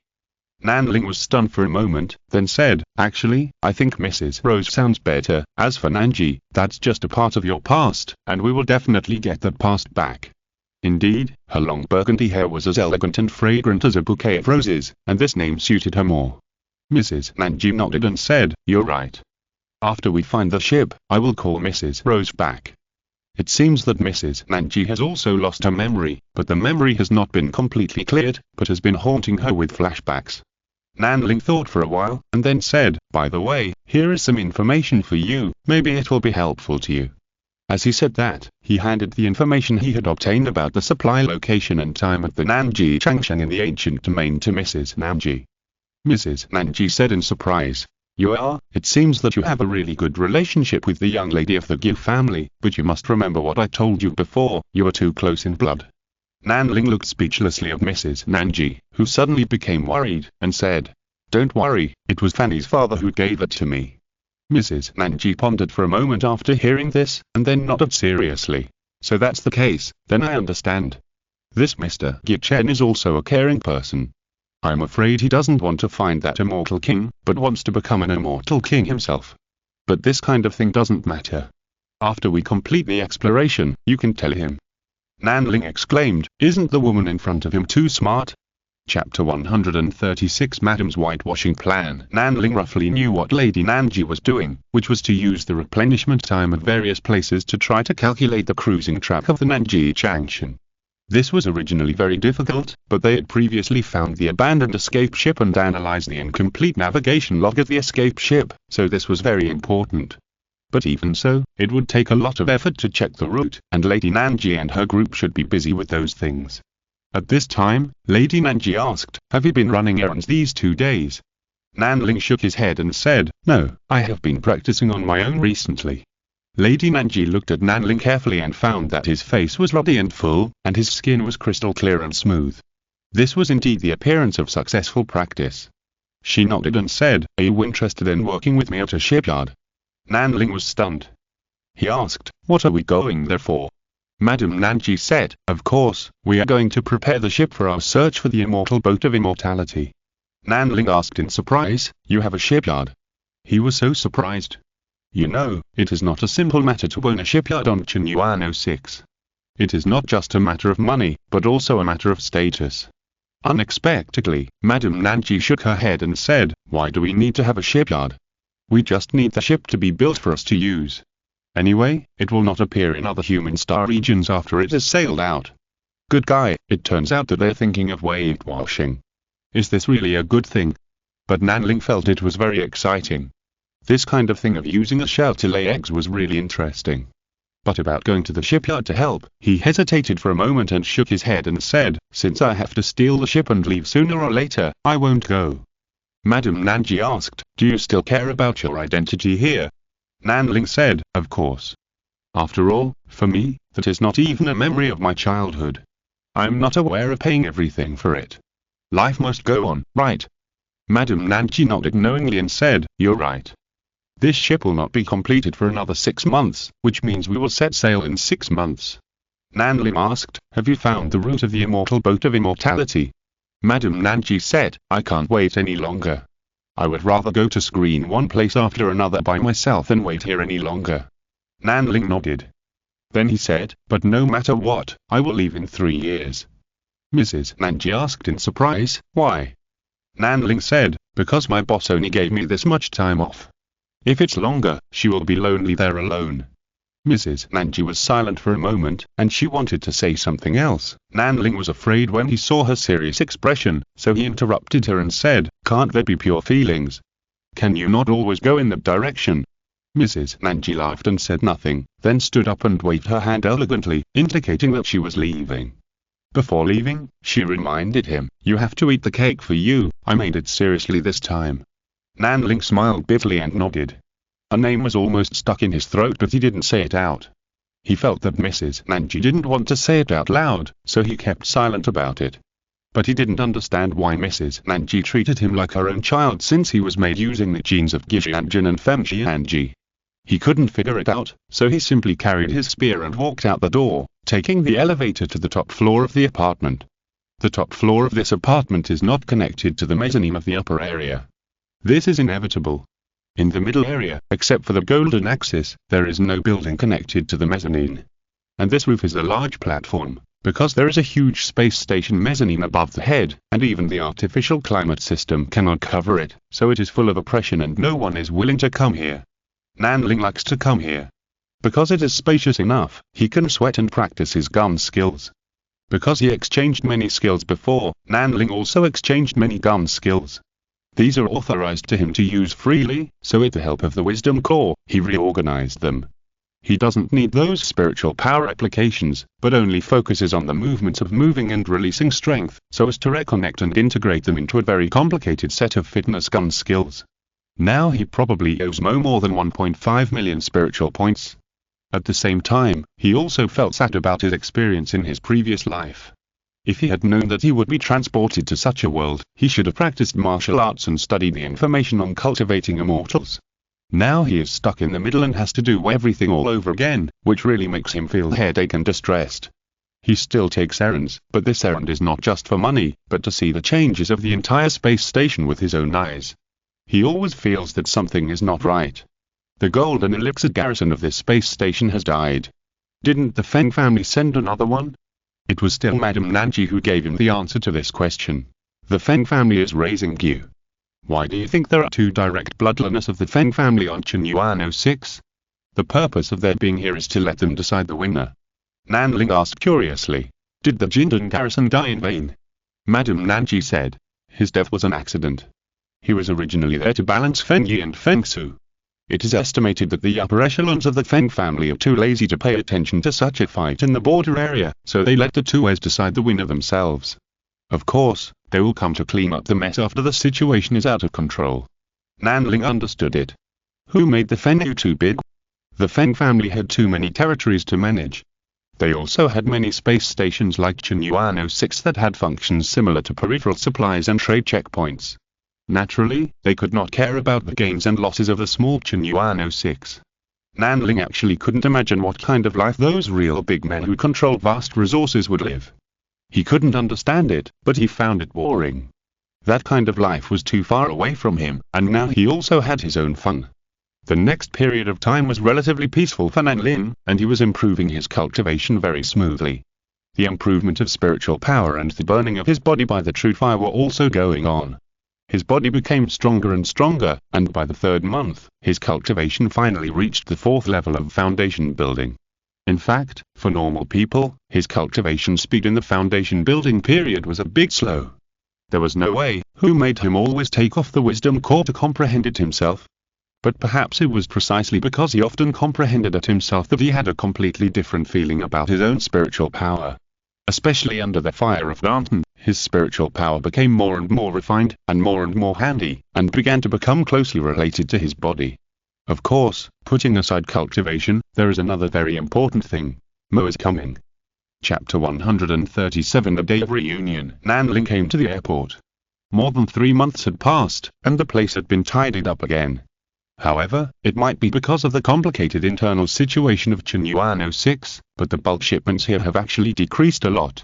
As a result, the originally bustling airport has become much quieter. Nanling stood in the waiting area of the airport, his face calm but actually a little anxious waiting. He hadn't heard Mo's cold voice for 3 months, and he felt that he missed it. However, he looked around, but he didn't see the familiar ice blue long hair. Just as he looked around, a beautiful black-haired big sister stood in front of Nanling, with her hands on her hips and said unhappily, "Who are you looking for?" Nanling was stunned, this voice was too familiar to him. He was surprised and said, "Sister Mo, why did you dye your hair black?" The person who came was Mo.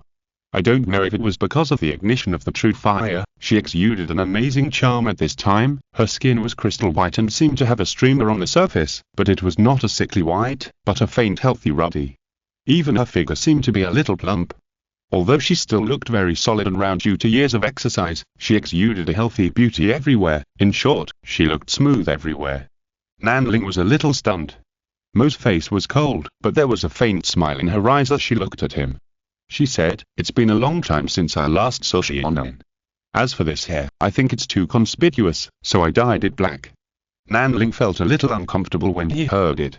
Because when Mo stood by Fan and I, she didn't need to hide herself like this at all. It was only now that she came to his side, or left the dazzling Fan and I, that she had to cover up the color of her original hair. But long and straight black hair, Nanling soon felt that this also hurt him. He said, "Let's go. I've booked an apartment for you. It's next to mine. But if you think the place is not good, you can change it at any time." Mo said, "No, this is good. Give me the information of the apartment you rented." Nanling sent a message while helping her carry the luggage. After Mo made some operations, he also saw the speechless changes. He said, "Sister Mo, you rented all the remaining 6 apartments on that floor." Mo nodded and said, "I'm just not good at dealing with neighborhood relations. This floor happened to be empty, so I rented them all to store things. Speaking of which, although this Yunding Palace is a little off, it shouldn't be uninhabited on the entire floor, right?" Nanling said, "There's no way. The last time the airport suffered an explosion, it probably scared the nearby residents. Except for some people who really don't have the ability, most people chose to move away from the airport."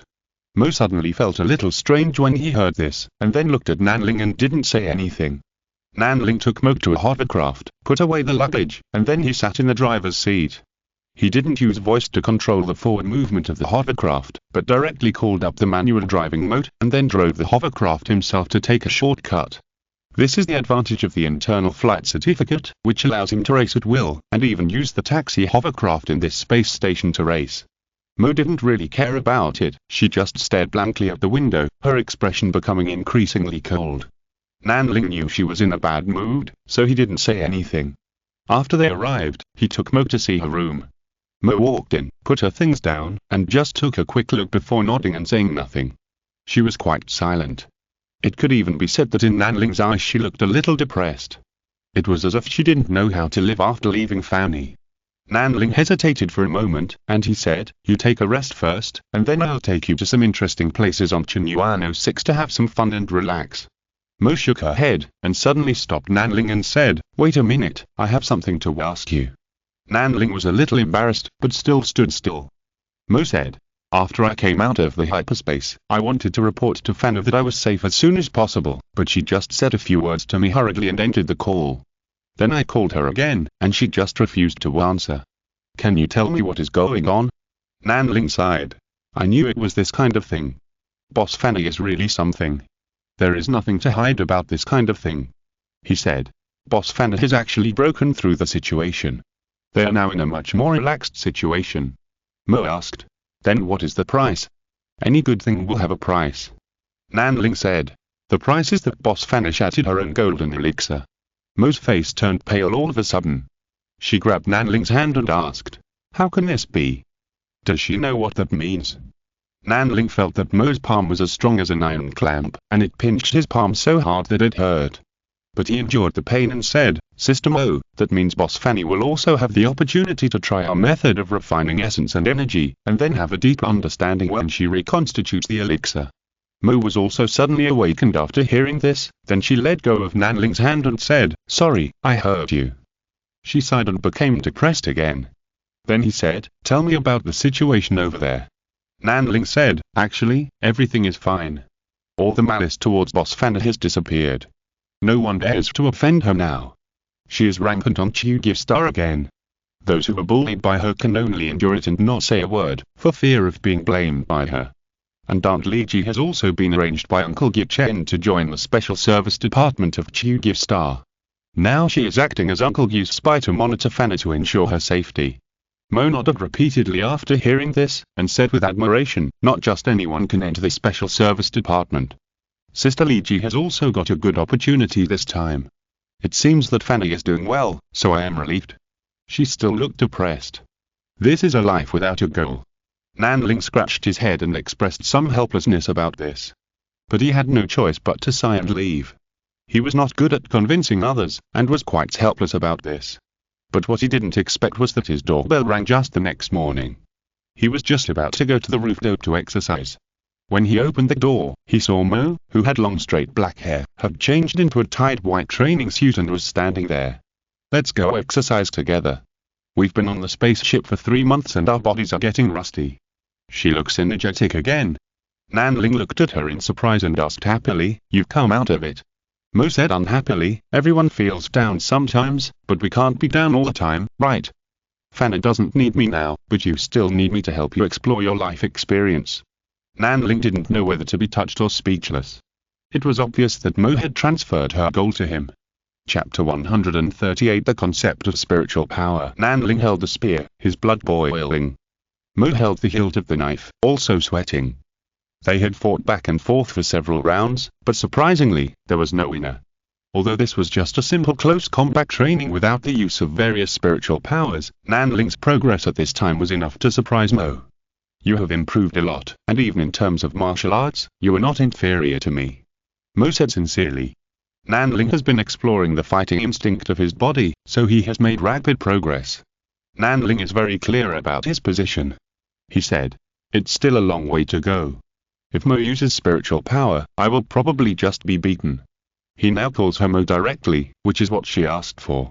Mo said, "Then I am also suppressing you with my accumulation at the peak of Foundation building. Really, in terms of the exquisite use of spiritual power at the same level, you are still better. What's more, this is when we are not wearing combat armor. When we are all wearing combat armor, there is an endless supply of energy from the spiritual furnace. In fact, the real power that can be displayed depends on how the war spell is used. This is true." After Nanling reached the Foundation building stage, the most important thing is that he can start to use divine thoughts, that is, the spirit can affect matter. For the rest, various equipment can actually make up for the gap. Nanling shook his head and said, "But I have discovered that as a user of wind magic, the performance in the void of the universe is actually much worse than that in the atmosphere, unlike your lightning power which is very strong no matter where you are." Mo unexpectedly found that Nanling seemed a little discouraged. She simply signaled not to fight anymore, and then pulled Nanling to sit on the roof and said, "What do you think of the wind here?" Nanling was a little surprised by Mo's performance, and then pondered the sentence and said, "The wind here is actually caused by the operation of the exhaust device in the space station." Mo said, "Then do you think it counts as wind?" Nanling nodded and said, "If you must define it, then it counts." Mo said again, "Now use your spiritual power to create a wisp of wind." Nanling did as he was told, and soon a wisp of invisible wind surrounded his fingers. Mo said, "Look, is there any difference between the two?" Nanling felt surprised. He looked at the wind between his fingers and felt the wind around him, and he really felt that there was a big difference. Mo said, "The wind around here contains oxygen, nitrogen, carbon dioxide, etc. What is in the wind you created?"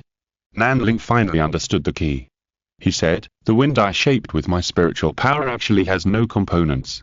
It is just an energy fluid like wind." "It is," Mo interrupted him and said, "it is wind, but it is just conceptual wind. Just like fire can burn in the void without oxygen and fuel, this fire has a normal high temperature and can also ignite all real objects. It is conceptual fire." Nanling was very surprised. He found that Mo was teaching him some very important theoretical knowledge. Mo said, "Don't forget, these spiritual powers of many attributes belonged to dark energy before they were discovered, because they're like real but virtual." Nanling was greatly inspired by this. He released his spiritual power, and then controlled the wind and arranged to feel it carefully. Then he said, "Yes, the total amount of wind will not increase due to the integration of spiritual power, but these winds will become more energetic due to the integration of spiritual power." He had never thought about this problem. Then he realized that the wind technique he released when fighting in space was actually the manifestation of the concept of wind spiritual power. In essence, it was just the impact of spiritual power, which only revealed the form of wind. He was amazed and said, "That is to say, next time when I release the wind technique, if I open the air valve of the life support device at the same time, I can get a great degree of power blessing." Mo smiled and said, "This is a little trick when the battle is fierce, but you can't use this trick every time, otherwise what will you do if the air of the life support device is gone?" Nanling also nodded. Then he exclaimed, "So, spiritual power seems to involve the origin of the world." Mo said, "Who said it's not? It's just that this topic is too huge. Even if the computing power of the entire human society is gathered, it can't calculate the result." Nanling shook his head and disagreed with this, because he felt that this kind of exploration of the origin does not require computers, and it can be left to the cultivators to comprehend it themselves. However, he did not argue with Mo in this regard. This is a gap in basic cognition, which cannot be distinguished clearly in a short time. He changed the subject and said, "Mo, I heard you say before that you're preparing to form a pill, right?" Mo nodded and said, "I'm already preparing. In the past 3 months, the life fire in my body has almost trained my internal organs. I can even feel that if my divine consciousness stays in the life fire for a little while, a vortex will be generated there that gathers all the spiritual power in my body. This is the first time I have the feeling that I can break through the realm without any external assistance." Then she said with some regret, "What a pity, I originally wanted to improve this body a little more. After all, although the improvement has slowed down, it is still an improvement." Nanling could understand this regret. Just like when he was building the foundation, he was not well prepared and failed to try the 10th turn of foundation building. He thought for a moment and said, "Why don't we buy some more high-tech fitness equipment? I found that the true fire ignited by this essence needs to be combined with high-intensity body polishing to achieve the best effect." Mo nodded and said, "You're right. Let's polish our bodies together while I can still suppress my state." As she said, a series of light screams appeared in her pupils, which meant that she had already placed an order. As expected of Mo, her execution ability is really amazing.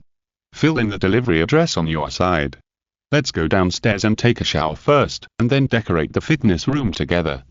As they said, the two of them took the elevator back to their apartments and took showers separately. Not long after, Mo changed into a refreshing white dress and came to Nanlin, counting and receiving the fitness equipment that had just been delivered with him. A floating truck stopped at the window of Nanling's room. The truck opened the cargo hold to reveal various fitness equipment, several of which were quite large. It was obviously impossible to transport them from the indoor space, so Nanling simply used his wind skills to lift up these heavy equipment and then went directly to the outer window of the next room. At this moment, the window on the upper floor opened, and Mrs. Nanji with long burgundy hair poked her head out and said, "Wow, why is there such a big commotion here?" Mo stood next to the floating truck and looked up at Mrs. Nanji, who was full of mature charm, and asked puzzledly, "Excuse me, who are you?" Mrs. Nanji looked Mo up and down with a very satisfied look, then said, "You must be Mo. I've heard that kid Nanling mention you many times." Mo suddenly became nervous. She even felt a little embarrassed as never before. If you're listening to this novel on a channel other than Fanfic World, it means they downloaded and uploaded it without effort. We cordially invite you to visit our channel, Mundo Fanfic Novel, as there you'll find the original version of this story and you can explore many other novels of various genres. We're waiting for you to immerse yourself in a world of incredible novels. Chapter 139A. Sudden tense relationship. Mo stood below and stared at Madame Nanji. Neither of the two beauties spoke, but Madame Nanji seemed to have the upper hand, but Nanling standing next to Mo seemed to have pulled back a point. Wait, what's going on with this strange composition? Nanling looked at the two speechlessly and interrupted the silence between them and said, "Mo, this is Madame Nanji from the dieting organization, and she is the one who took me to the welfare home that year." "Madam, this is Mo." Madame Nanji suddenly chuckled and said, "I know, I like this girl very much. What's the matter with that old mother's smile of my own pig finally knows how to dig cabbage?" Mo also looked at Nanling a little unnaturally and said, "You don't seem to have told me this part." Nanling hurriedly said, "Because you have only been out of the hyperspace for a short time, I haven't had time to tell you clearly yet." Mo nodded and said, "It seems that you already have a clue about your life experience. This is a good thing. We can finish it early." And then, she suddenly got stuck because she didn't know what to do after this was over. She was someone who needed to find a goal for herself. Her goal now was to help Nanling find her origins, but she couldn't think of what else she could do after this goal was achieved. Nanling said, "After that, of course I'll go to Chuxing to find Boss Fan. If you don't take care of her, she'll completely let herself go." Mo's expression became lively again after hearing this. She nodded to Madame Nanji and said, "Hello, Madam. I'm a good friend of Nanling. It looks like I'll also be involved in your action this time." Madame Nanji smiled with satisfaction and said, "Well, we just happen to be short of one more person. It's just right for you to come." But at this moment, in the room next to Madame Nanji upstairs, Talon opened the window and said, "Madam, I think you're too hasty in choosing your teammates. What we need is someone who can help us." Mo raised her eyebrows and looked at Nanling. Her bright eyes seemed to be able to speak. Nanling understood instantly. She was asking, "Can this person be beaten?" Nanling nodded, as if answering, "Beat him." It's really just the look in her eyes, no extra communication is needed. Seeing this, Mrs. Nanji smiled even more happily. Then Mo stretched out her hand, and a moment later a long knife flew straight from her room and landed in her palm. She said, "Then let me test you. If you are not capable, I can't agree with you." Who is Mo? As an all-round management talent, she will not let a reckless man like Talon control her. Don't say that Talon seems rude but is actually black-bellied. To Mo, if she says Talon is a reckless man, then he is a reckless man. Talon felt that he was amused. He said, "You are sharp-tongued, let me test your weight." Mo said, "I'll wait for you on the roof, Shonen. You continue to pack up our fitness equipment, I'll be back soon." This is quite like the momentum of second brother Yuan kills Wakshin with warm wine. As soon as the voice fell, she floated directly into the air and flew into the sky without the help of any external equipment. Lady Nanji praised, "Is this the ability to control magnetic fields? Awesome, this girl is really outstanding." Tai Long felt his face flushed. He could see that Mo should be very powerful. But since he had already made an appointment, he could only bite the bullet and fight. Nanling wanted to go and see, but felt it was unnecessary. Then he continued to be busy with the handover with logistics, and rearrange the rooms on his floor according to the layout previously discussed with Mo.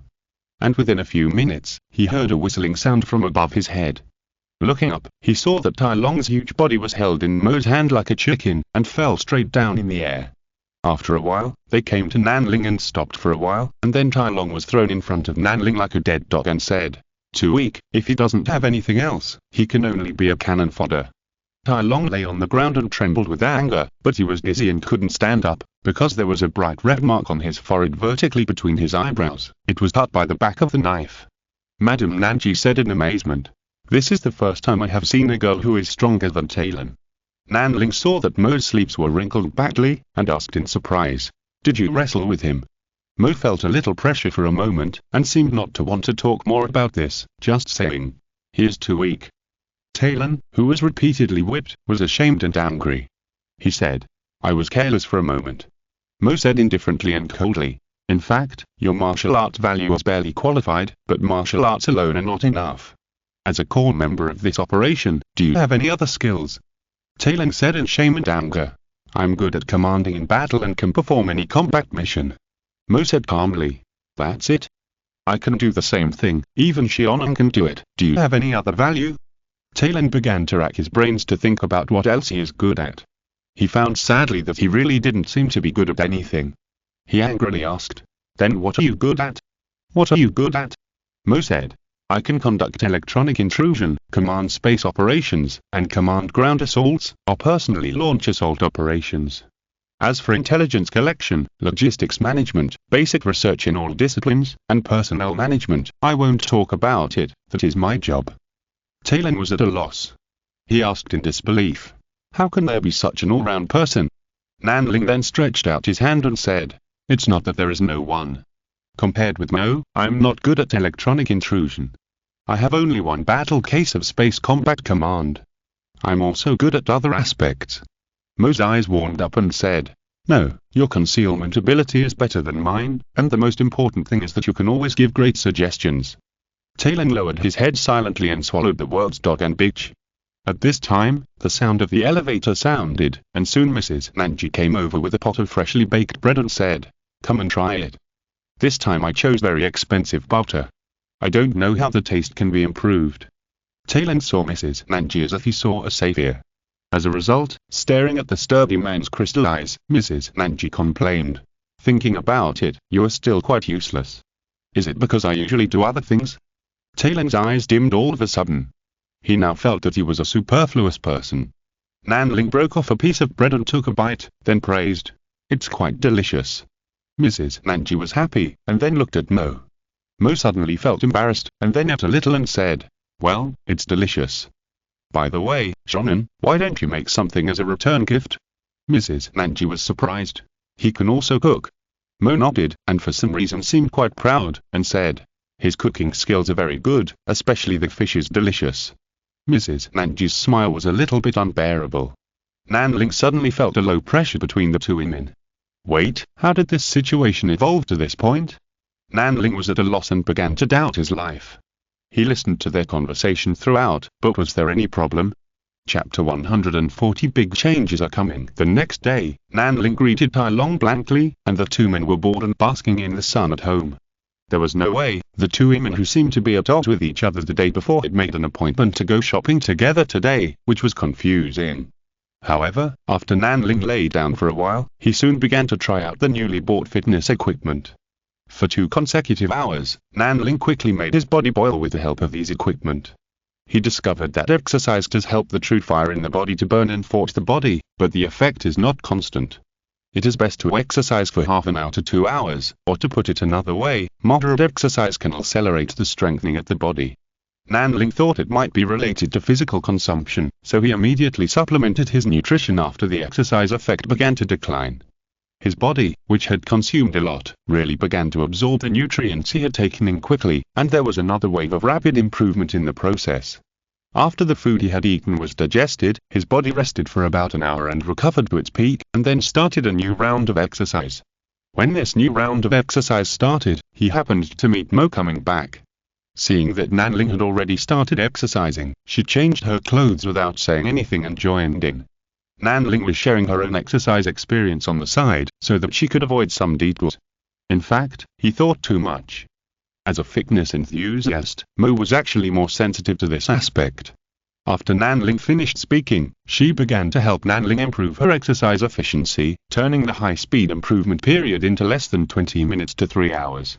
A faster warm-up speed and a more stable peak period, it was simply amazing. She was also exercising herself, and her physical strength was obviously better than Nanling's, which was the result of her own long-term exercise.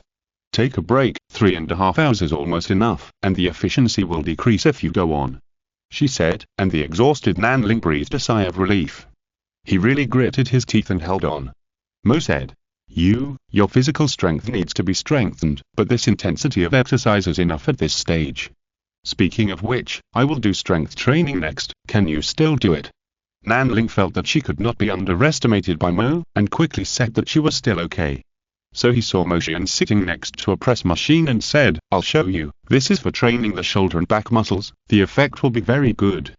As soon as the voice fell, he saw that Mo's originally round and smooth shoulder and back suddenly burst out a circle of muscles. The scene was extremely explosive. Nanling was frightened. He remembered the way Tailing stayed beside Mo like a quail yesterday, and immediately trembled. "What's wrong with you?" Mo asked in a strange way. Nanling quickly said that it was nothing. Mo said again, "Don't look at me stupidly, you can put your hands on my muscles and feel how my muscles work when I exert force, so that you will be more helpful in mastering these machines." Hearing this, Nanling tentatively pressed on Mo's muscles, and then felt the explosive power under the muscles constantly bursting, tightening, and then bursting. He trembled a little, and was really a little scared in front of the fitness boss. After practicing for a while, Mo said, You should try to practice with me next. Actually, I have overtrained my muscles. I was planning to adjust them during this period to make the curves softer, otherwise it would be a bit scary. She said seriously, probably because she found that Nanling was scared. Nanling said, "Then how much should I practice to be the best?" Mo said, "You don't need to practice too hard. The main thing is to be well proportioned and have enough flexibility. Because when you put on combat armor to fight, the lack of strength can be compensated by the armor, but the lack of flexibility will not allow you to perform more movements." Nanling nodded repeatedly after listening to this. This was the advice of the fitness master, and he had to listen. Mo added, "You have to remember, for those of us who fight in combat armor, quick reaction always comes first, followed by physical strength, then flexibility, and finally strength. This time it's just right for me to exercise with you, otherwise I should give you enhanced reaction training." Nanling was convinced and said with emotion again, "Mo, you are definitely a good teacher." Mo was embarrassed for a moment when he heard this, and then said, "Well, don't talk nonsense, I haven't even completed my studies at Chugyu Higher Education Institution, how can I be qualified to be a teacher?" Nanling immediately became curious when he heard this, and he asked, "What's the matter?" Mo said, "What do you think?" Well, there is really no need to say more. It must be because of Fanny's willfulness that she had to drop out of school. But Mo then added, "But I stayed at home and couldn't go out a while ago. In addition to fitness training, I also took the remaining credits online.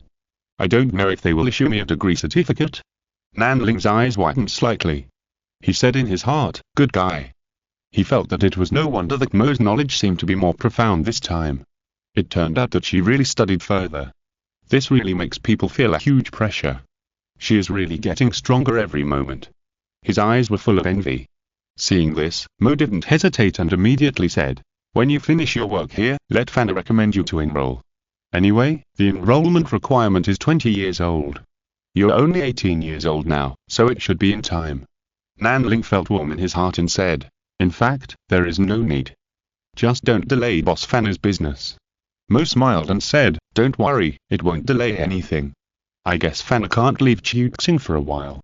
When the time comes, I will help you make up for the lessons. You will catch up soon." Nanling could only express his gratitude. After all, Mo really meant well. The two of them maintained a life of fitness, sparring, and mutual assistance for a period of time. Mrs. Nanji would appear from time to time to make them some delicious or unsuccessful food, and she was integrated into their lives. 2 months passed like this. With Nanling as the bond, Mrs. Nanji, Tailing and Mo quickly became familiar with each other. And the facts also proved that Tailing was indeed the most useless one in this team.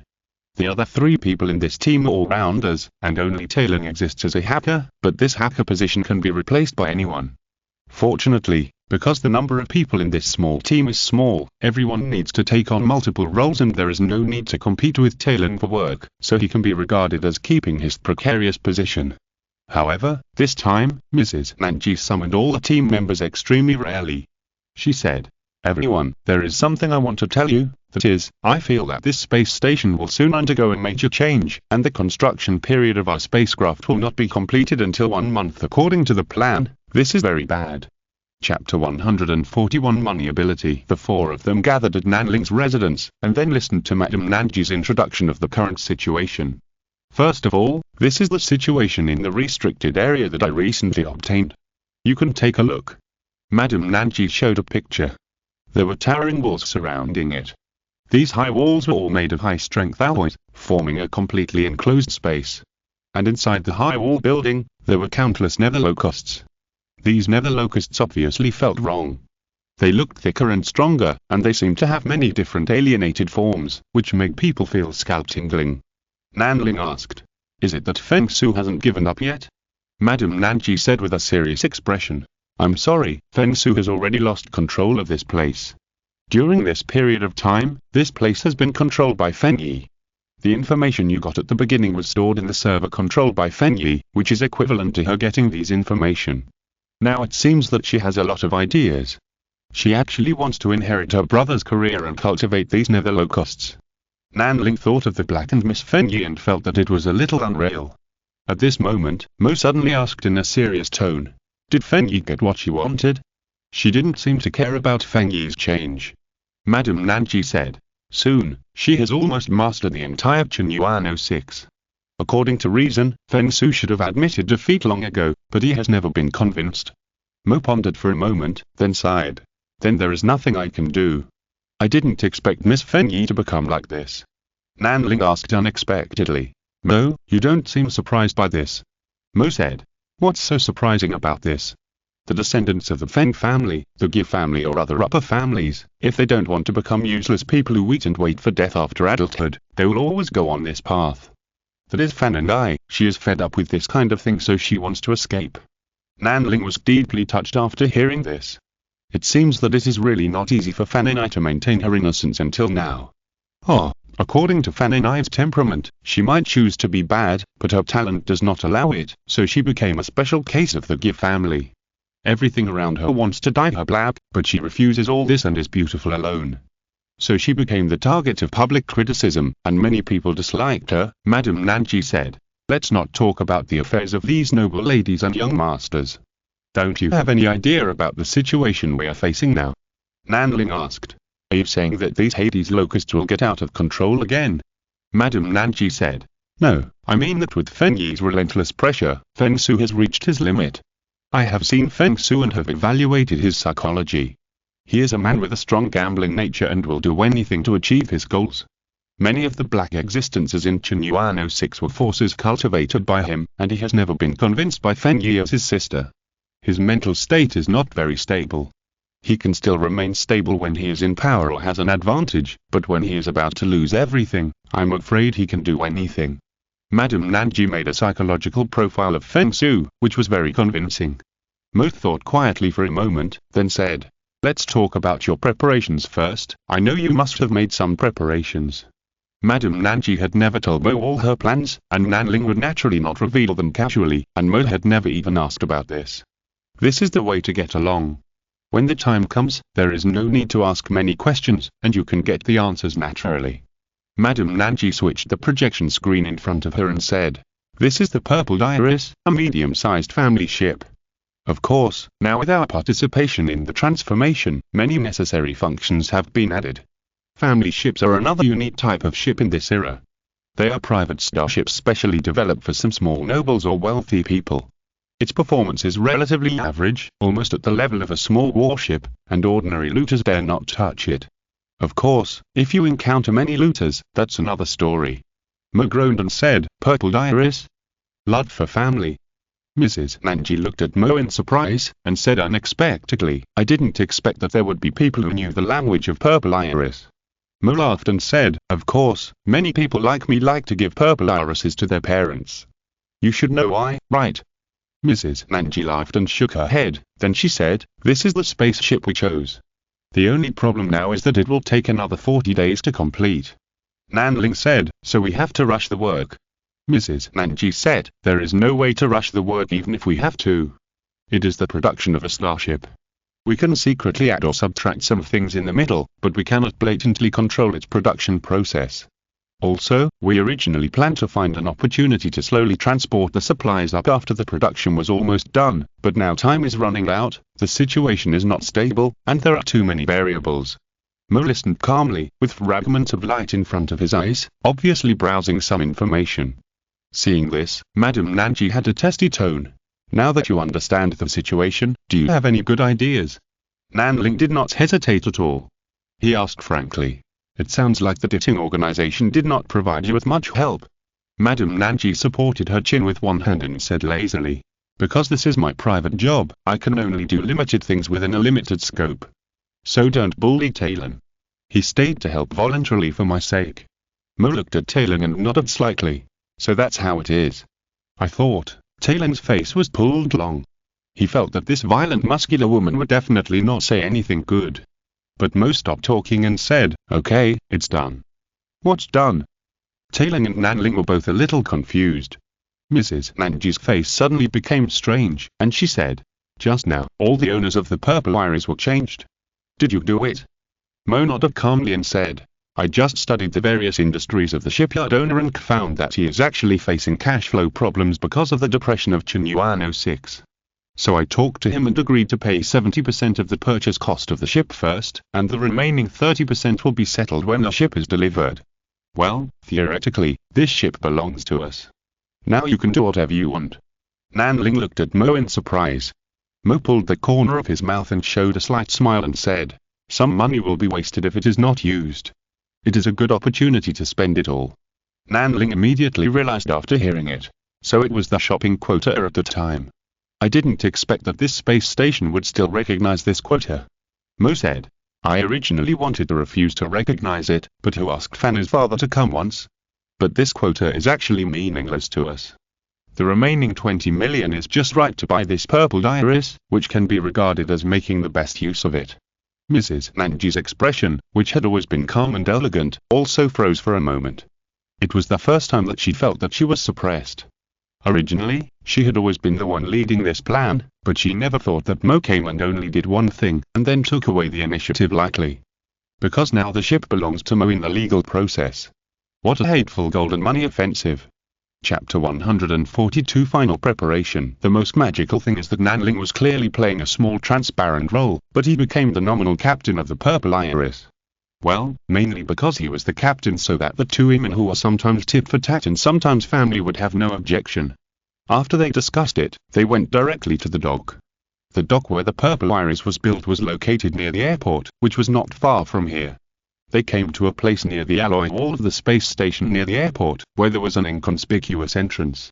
When they came to the entrance, they were guided by the AI robot and came to the inside of this side of the alloy wall. This is not actually the outer shell of the space station, but a functional area built close to the outer shell. Many factories in the middle area are actually built here, and some sweatshops in the lower area are also set up in this way. The spacecraft built in this shipyard can directly come to the outer space through the dock, but there is no function of handling bulk goods on the dock, so this is just a place that can leave and enter the void. The person in charge of this dock did not show up, and the crowd did not need to see the real person. They just came to the Purple Iris, which was still under construction, for a visit. The spacecraft has not yet been equipped with external armor, and only the empty cabins are supported by the keel. Of course, the main body of the spacecraft and key equipment have been installed, and the external armor has been prefabricated. As long as the various internal facilities are debugged and installed, the shell can be sealed. With today's shipbuilding technology, such a ship only takes 8 months to build. Lady Antarctic stood in front of the unsealed spaceship and sighed, "That's it. This is actually a prefabricated ship. It has been waiting for someone to place an order with the dock before filling the various functional areas of the internal space. Originally, I was going to use Fengyi's identity to order the ship to be sealed in advance, but now it is a better solution." Mo was also satisfied and said, "Okay, the weapon system doesn't need to be too good. It can prevent small groups of looters from causing trouble. The shield must be thick enough, and then I will add some pendants for sky combat in the hangar." Lady Antarctic probably felt that she couldn't rely on Mo for such things anymore, so she said directly, "That's not necessary. I have 4 sets of parts for the Welling wingsuit here. We just need to assemble them." Nanling immediately started to adjust the data when he heard it. What exactly is this Welling wingsuit? Then he was shocked to find that this kind of thing is really a scarce item outside, but it is not uncommon in the military. It can be loaded on combat armor as the main flight auxiliary device in the Interstellar. Its strength lies in the fact that it has a small fusion reactor and a Welling spirit furnace at the same time, which can be perfectly controlled by the intelligence core. The small fusion reactor can be used to generate shields, while the Welling Spirit Furnace can bless the talisman on the armor to cast war spells or directly power spiritual weapons, which is equivalent to adding another set of backup energy to the driver. This can greatly increase the endurance of combat armor in interstellar combat, so that the cultivator can exert powerful and flexible individual combat capabilities on the interstellar battlefield, which is an excellent choice for destroying enemy ships. After looking at it, Nanling asked, "Is this thing a controlled item? How did you get it?" This time it was Talon's turn to say proudly, "This is something we spent a lot of effort to buy from the White Feather Gore. But don't worry, these parts are put together bit by bit under the normal loss of the White Feather Gore. For this space station, they are out of thin air. It must be said that the Dieting organization is really good at doing these things." Mo nodded and said, "If it's the Welling wingsuit, that would be great. I originally wanted to buy some special fighter jets, but they're too expensive. The Welling wingsuit is the most suitable for us right now." Nanling finally understood why Talon always said he wanted to get 4 people together. It turned out that the problem was with these 4 Welling wingsuits. He said, "Where are these 4 wingsuits? Let's install them and debug them first." Lady Nanji said, "On this ship, we have scattered them and hidden them on this ship. When it sets sail, we can naturally find them all." Mo said, "So this is the method, but as an important piece of equipment, the use of the Welling wingsuit needs authorization, right?" Lady Nanji smiled slyly and said, "I'll do the authorization." Nanling explained, "Lady Nanji's electronic intrusion ability is very strong." Tai Long added, "In fact, it has never failed." Mo was relieved and said, "That's good. Now let's debug the instruments and equipment of this ship together. Some necessary facilities will also be transferred here." She has completely entered the working state and started to assign tasks one by one. Of course, those are mainly assigned to herself and Nanlin, but nothing is assigned to Lady Nanji and Tai Long. The two have already started to divide the work and cooperate with each other tacitly, and the construction progress of this spacecraft has been directly accelerated by 3 times. Tai Long said dryly, "Why do we seem to be redundant?" Lady Nanji looked at him with a smile and said, "No one is redundant. I also have to pay attention to the dynamics of this space station. Intelligence work is enough to involve all my attention." Tai Long pointed at himself blankly, as if to say, "So he is the only redundant person?" At this time, he was really confused. He was originally a proud warrior and felt that he only needed to fight and specialize in fighting. But now, when his most proud fighting aspect was crushed by a girl who looked very quiet, and then he saw that others were all versatile and could stand on their own, he really had nothing to do. Of course, Nanling would not care how embarrassed Tai Long was. He was seriously engaged in his work at this time. At the beginning, he and Mo renovated the entire Zooxia together, and this mere family ship was no problem. Even their high efficiency made the engineers in the dock begin to doubt their lives. If this kind of work efficiency was placed here, they would be so exhausted that they would have no food to eat. As for the buyer doing the work himself, the shipyard owner said there was no pressure, and he could save some of his own labor, so he was happy to see it happen. Fortunately, Talon later found his own job, which was to transport the previously prepared materials to the Purple Iris. In short, everyone is busy now, and they know that the day when they leave this space station is not far away. However, this space station shrouded in disaster clouds finally had an accident, just before they left. Chapter 143. Complications. According to the plan, the Purple Iris still has 10 days to go, and there are very complicated debugging works involved. To be honest, even if a ship leaves the dock, it must undergo at least 3 months of trial operation before all kinds of problems can be solved. But now, with the rumbling sound coming from the space shell, everyone knows that something has happened. Lady Nanji's voice rang out in the crowd's communication. "It's a big trouble. If you have time, can you consider coming to rescue me?" How come this humble request for help sounds so humorous when spoken by Lady Nanji? Nanling stood up without saying a word and said, "Where are you?" Tai Long also hurriedly said, "I'll come." Mo, on the other hand, pondered for a moment and said, "Then I will make the final preparations for the Purple Iris. Come over as soon as you rescue the lady. I'm not sure how long I can last alone." This is a very reasonable arrangement, and Mo is used to doing this kind of thing of looking after the scene alone. For some reason, Nanling and Tai Long were greatly relieved by this. If both of them left, it would be too bad if the Purple Iris was used by others in the chaos. They all changed into combat armor, Nanling's Hurricane and Talon's Iron Rhino, both of which were powerful assault-type armor. As they moved forward according to the coordinates given by Lady Nanji, they asked, "What happened?" Lady Nanji sighed and said, "Feng Su disappeared a while ago. Although I told him to be vigilant, Feng Yi still felt that he had won. So she invited the inspector of Feng Yu to come and check on her results, and I accompanied her as an aide. I wanted to take the opportunity to obtain more intelligence, but I didn't expect that something went wrong when I followed Feng Yi to the lower area to inspect the breeding farm. That Feng Su was indeed fighting to the death, but I didn't expect him to be so crazy that he actually blew up one side of the wall of the breeding farm when the inspector came to inspect." Nanling sighed and said, "So the hell locusts are out again?" Lady Nanji said, "They are all out. I think this space station should be ordered to evacuate. It's a pity that Feng Yi obviously doesn't want to agree to this lose-lose situation. She also tried to mobilize her troops to come in and wipe out these hell locusts." Nanling said, "Where are you now? Don't you need to keep your communications silent and hide?" Madame Nanji said, "At a defense line temporarily built by Feng Yi, the number of space station guards around her is small. She has ordered the White Feather 6th Fleet, which she can directly control, to land from the airport and come to support. You can come with this group of White Feather Corps." Nanling asked curiously, "It sounds like you can withdraw at any time. Are we really going to pick you up?"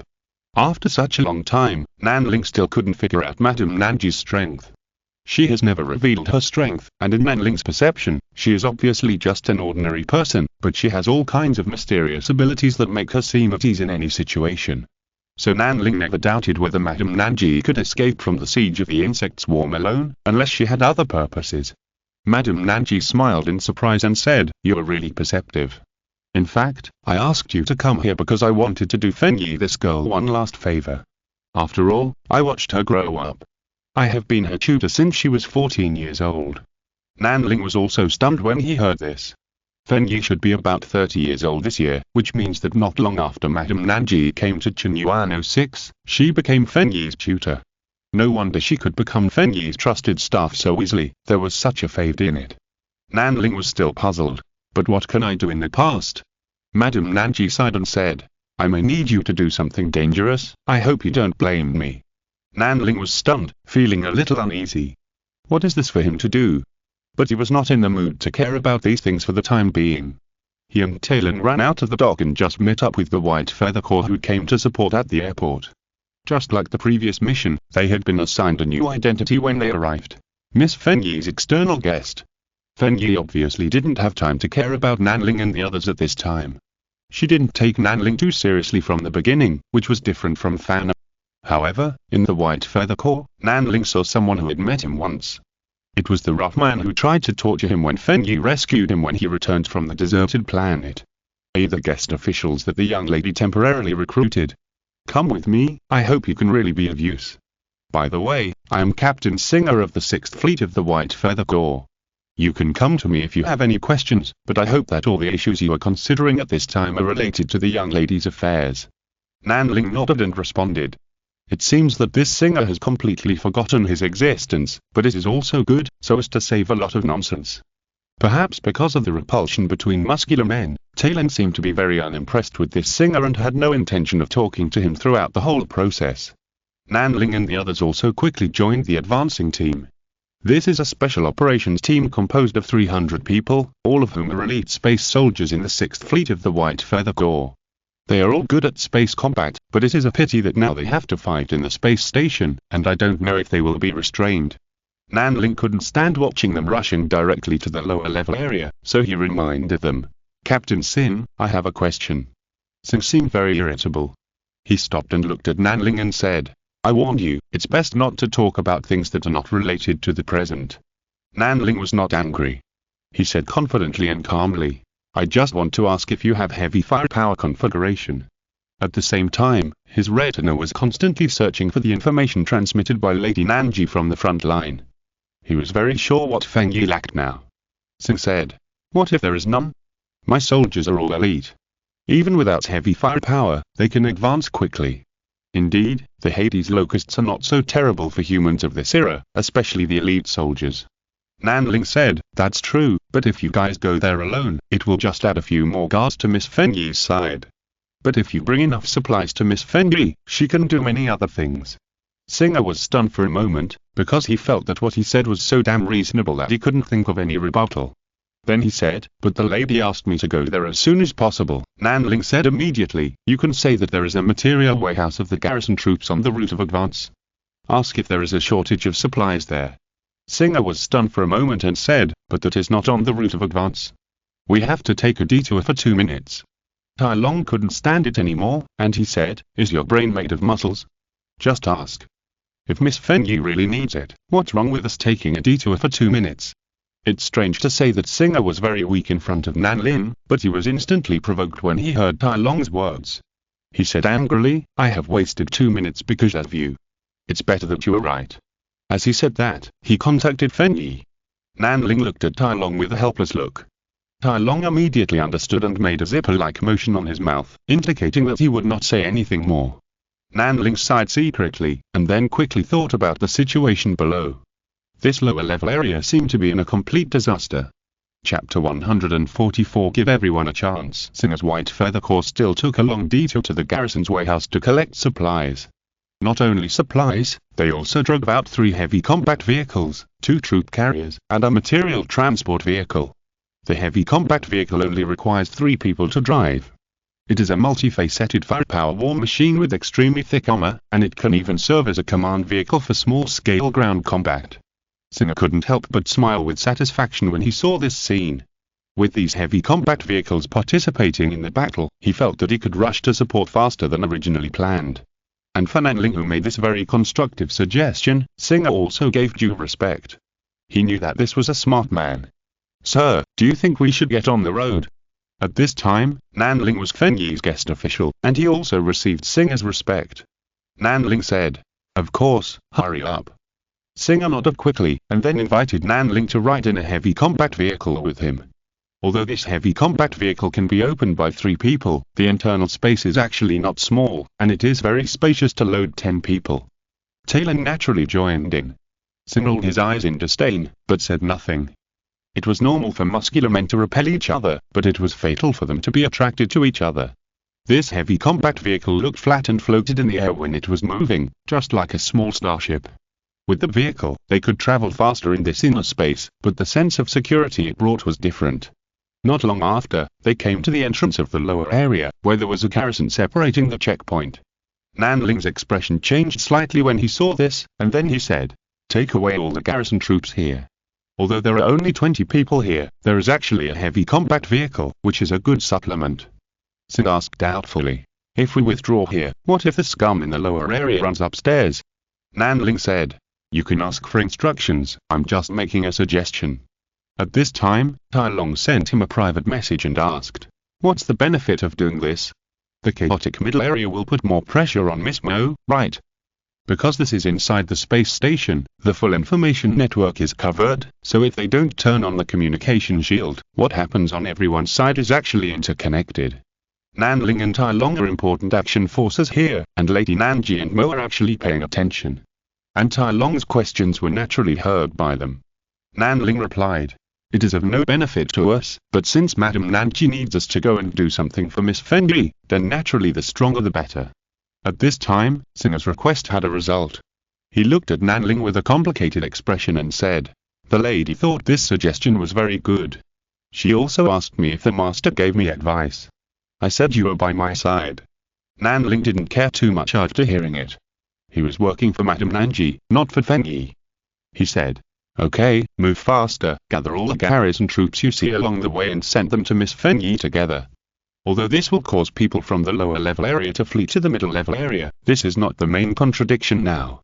The endgame and so on, let's talk about it after dealing with the locusts in the lower level area." Singer expressed his understanding and said, "Yes, the lady also said that things have priorities. We should now deal with the most important and urgent things. We will not care about the people in the lower level area. We just need to send an emergency evacuation warning to the people in the middle level area." Nanling nodded and said nothing, and everything went according to his idea. At this time, Mrs. Nanji reminded Tai Long, "Do you understand?" Tai Long replied, "I understand. He is trying to gain the right to speak in the White Feather Corps. When Sin, the brainless fool, gets used to the correctness of little brother Nanlin, he will subconsciously obey him in many things. Mrs. Nanji said. It's good that you can see this, but such a purpose is only incidental to Nanling. What he really wants is to save the lives of those people in the lower district as much as possible. After all, how many of them can survive when the locusts are rampant next? Mo suddenly said. And the people in the middle district, this is a reminder in advance that they should leave, stay or seek shelter as soon as possible. Otherwise, when the locusts come to the middle district, the fate of these middle-class people will probably be the same. It's better to let the people in the lower district give the middle district an early warning first. Tai Long was stunned when he heard this. He felt that after being interpreted by Mrs. Nanji and Mo, Nanling suddenly became unfathomable. Nanling rolled his eyes speechlessly. He said, "How come I didn't know that I had so many intentions? I just thought that this would be good for everyone. I haven't really thought about how it would be good." His words actually admitted that he actually had such thoughts, but they were not so profound. He was silent for a while, and then added, "I just want to give everyone a chance to save themselves, that's all." He said it lightly, but in fact, this was the extreme that he could do under this background. Tai Long was speechless for a while. It was not that he disagreed with this approach, but he felt that he was not qualified to make an evaluation. Because Nanling's approach did not hinder the tasks they were going to perform in any way, and it was not related to his own interests, he felt that since it has nothing to do with interests, why not do it? The communication channel fell into silence for a while, and the reinforcement force that Nanling was in had already started fighting with their enemies. The nether locusts, countless nether locusts rushed in one after another. They were originally hunting the residents of the lower district, but now they were attracted by this convoy. Sing shouted in the convoy's communication channel, "Tank no. 1 will be the vanguard to break through, tanks no. 3 and no. 4 will be the two wings, and tank no. 2 will be the rear guard.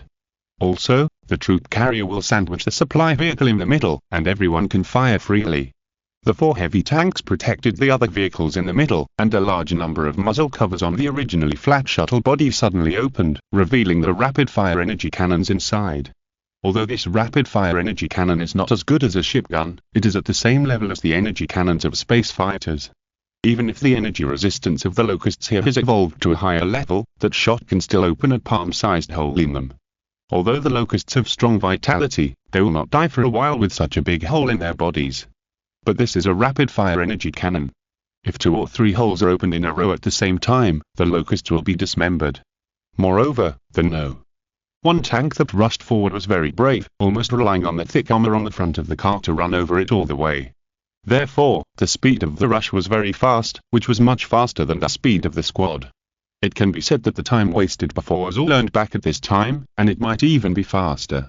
Seeing this, Sing admired Nanling even more, and was also very glad that he at least listened to the advice and chose to ask Fengyi for instructions. However, Nanling was not very happy about this. He just silently watched the figures of the lower-level residents fleeing cautiously on the chaotic streets. With the tenacious vitality of the people in the lower-level area, I believe that many of them can survive and go up to the middle-level area, right? Chapter 145. A fight is coming. The reinforcements of the White Feather Legion had been advancing at high speed, and soon saw a position besieged by countless dark locusts. In fact, this was also a laboratory. The new laboratory that had just been built 2 months ago had now become a fortress for Fengyi to rely on for defense. Fengyi had about 100 people in this laboratory. Originally, there were 200 people, but when the incident happened suddenly, only these were left when they retreated to this laboratory. The White Feather soldiers led by Singer rushed forward under the leadership of the chariot, breaking through the dark locusts blocking the periphery, and then rushed to the entrance of the laboratory. Then 4 heavy chariots fell in an arc at the entrance of this laboratory. Each chariot had 4 rapid-fire energy cannons on one side, so a total of 16 rapid-fire energy cannons were bombarded continuously, and soon a piece of open space was cleared. Then 2 troop carriers stopped in the inner circle, replenishing firepower in a free-shooting manner, and letting the material vehicle enter the door of the laboratory first. Nanling followed Singer down from the chariot and entered the laboratory together. At the same time, he reported in the communication, "We're here. Can you tell me what you need me to do now?" Madame Nanji said softly, "Come here first, and you will know what it is later." Nanling could only suppress the doubts in his heart again, and followed Singer all the way inside to a combat command room. Here, as soon as he entered the door, he heard a quarrel. "No, we can't evacuate the space station." This was Fengyi's voice. "Don't evacuate? Do you want everyone in the space station to wait for death? You have to admit that the current situation is out of control. This slightly old voice was unfamiliar. Nanling walked in and saw Feng Yi confronting a middle-aged man in gorgeous and solemn clothes with an ugly face. This is the inspector sent by the Feng family. He just proposed to evacuate the entire space station. Madame Nanji's subtitles appeared on his retina. Sending communications with subtitles is a way of communication with the least amount of information transmitted, and it can also be regarded as avoiding someone from discovering that they are talking in a whisper. Nanling looked at the old man and agreed. I think what the inspector said is right, but it is unwise for Miss Feng Yi to be unwilling to accept her own loss. Feng Yi retorted at this time. The Dark Locust is powerful because of the King Bug. We only need to find a way to kill the Dark Locust in a surprise attack, and the space station will be saved. The inspector said lightly. Even if it is saved, it doesn't matter. The decline of the space station is already doomed. The rich people who originally lived on it will definitely move away. Those who can leave will leave. I'm afraid that only a group of lower-class residents who can't leave will be left for you. You want such a space station? Feng Yi pleaded seriously and firmly. My lord, give me another chance. This is the foundation I just obtained. I'm willing to build it from scratch. As long as I develop well, 10, 20 years, even 50 years, hundreds of years, those who leave will always come back. Nanling was surprised. She didn't expect Feng Yi to have such feelings and persistence for this Chen 06. But he just felt extremely nervous and asked, You don't want me to help Feng Yi kill the king insect, do you? I won't do that. Madame Nanji comforted. How is that possible? I just hope you can follow Feng Yi, and then bring her back safely when she fails. At this time, the inspector pondered for a moment and sighed. Well, in fact, it's not your fault this time, and I'm willing to give you another chance. What about Feng Su? He broke a taboo this time, I have to take him back for trial. Feng Yi said. Brother Su is dead. He used his life to blow up the wall. I thought I had prepared for everything, but I didn't prepare for this. Some relief, some sadness. After all, he is her brother. This is the sadness of living in such a family. Speaking of which, the tempers of these two siblings are really stubborn, and they are both unwilling to accept their failures. Nanling suddenly realized that it was no wonder that Feng Yi was still succeeded by Feng Su even though Lady Nanji was by his side. It turned out that this kid really wanted to give his sister a lesson. This family has a bad temper. The inspector paused for a moment, then said, I don't know what to say to your branch. Okay, I'll give you another 3 days. After 3 days, I will order an evacuation anyway. You must remember that the residents of this space station are also the people of my Feng Yi. Feng Yi's expression relaxed a little, and then said, Thank you for your understanding, Yi will do his best. Nanling saw the high-spirited Miss Feng Yi so humble for the first time, and he actually felt a little uncomfortable in his heart. Speaking of which, this Miss Feng Yi was also that first woman from a big family he met, and she was also the one who saved him, so he still had a good impression of her. At this time, the inspector stopped talking, but just quietly stepped back and turned to the perspective of an observer, giving the stage to Feng Yi and her men. Feng Yi took a deep breath and said to Singer, You brought a lot of important equipment and supplies this time, which is very important for our next raid. Thank you. Singer wanted to say something at the time, but Nanling had already sent a message to him. No need to say more. Singer asked unexpectedly. Why, those were obviously your suggestions. Nanling said. Now is not the right time to worry about these trivial matters. Singer then realized and said, Miss, if you want to fight, please let me be the vanguard. This is the real priority. Feng Yi shook his head and said, Don't worry. Then she looked at Madame Nanji and said, Teacher Nanji, can you determine the location of the king insect now? Madame Nanji's pupils suddenly emitted beams of light, projecting a three-dimensional map of the lower area in front of her and said, The surveillance I left in the lower area is still partially usable. Although the specific location of the king insect has not been found, it can be roughly determined that it is in this area. As she spoke, a circle appeared on the screen. Feng Yi said with a serious expression, Is it heading to the location of the golden axis? Madame Nanji said, Yes, the golden axis is the information and energy center of the space station. It is not surprising that it attracts the king insects. In fact, even if it is to carry out the evacuation mission of the inspector, I also suggest that we send enough forces to assault and block, at least to drive the insect swarm away from the direction of the golden axis to buy time for any action we take. The inspector was slightly stunned when he heard this, and then nodded slightly, agreeing with Madame Nanji's statement. And this nod of agreement relieved Fenyi of a lot of pressure at once. She knew that her actions at this time were no longer a one-sided pressure, and they also had another value. She looked at Madame Nanji and thanked her solemnly. "Thank you, teacher." Madame Nanji accepted it calmly, and then said, "Then there is no time to lose, we should set off now. In any case, this blocking battle must be fought first. Also, are you sure you can kill the king insect?" Nanling tried it last time, and the original laboratory's self-destruct program was unable to blow it up. Considering that it sneaked and killed the previous guardian, I suspect that this king insect may have mutated, no, or it has recovered the strength of the Hades locust king insect. Fenyi seemed to notice Nanling when he heard it, turned his head and looked at him and said, "Can you tell me about your experience at the time?" There was no intention of greeting, just asking questions when encountering problems. Nanling was actually quite speechless. But since he agreed to Madame Nanji's commission, he did not refuse. If you're listening to this novel on a channel other than Fanfic World, it means they downloaded and uploaded it without effort. We cordially invite you to visit our channel, Mundo Fanfic Novel, as there you'll find the original version of this story and you can explore many other novels of various genres. We're waiting for you to immerse yourself in a world of incredible novels. Chapter 146, Formation and Advancement. Facing Fenyi's request, Nanling projected a three-dimensional topographic map without much hesitation. He said, "This is the original experimental base. I didn't come into contact with the king bug, but I know it was in this area at the time." He circled the location of the king bug. Then, Lady Nanji pointed at the center of the base and said, "The explosion was generated with this place as the center. The energy level transmitted to the area where the king bug is located should have been attenuated by about 40%. In this way, we can calculate its energy resistance." Lady Nanji quickly calculated a set of data, and then said, "Attacks below this energy level may not be able to effectively kill the king bug." Nanling was also shocked after taking a look. This energy level has reached the power of the main gun of a small battleship.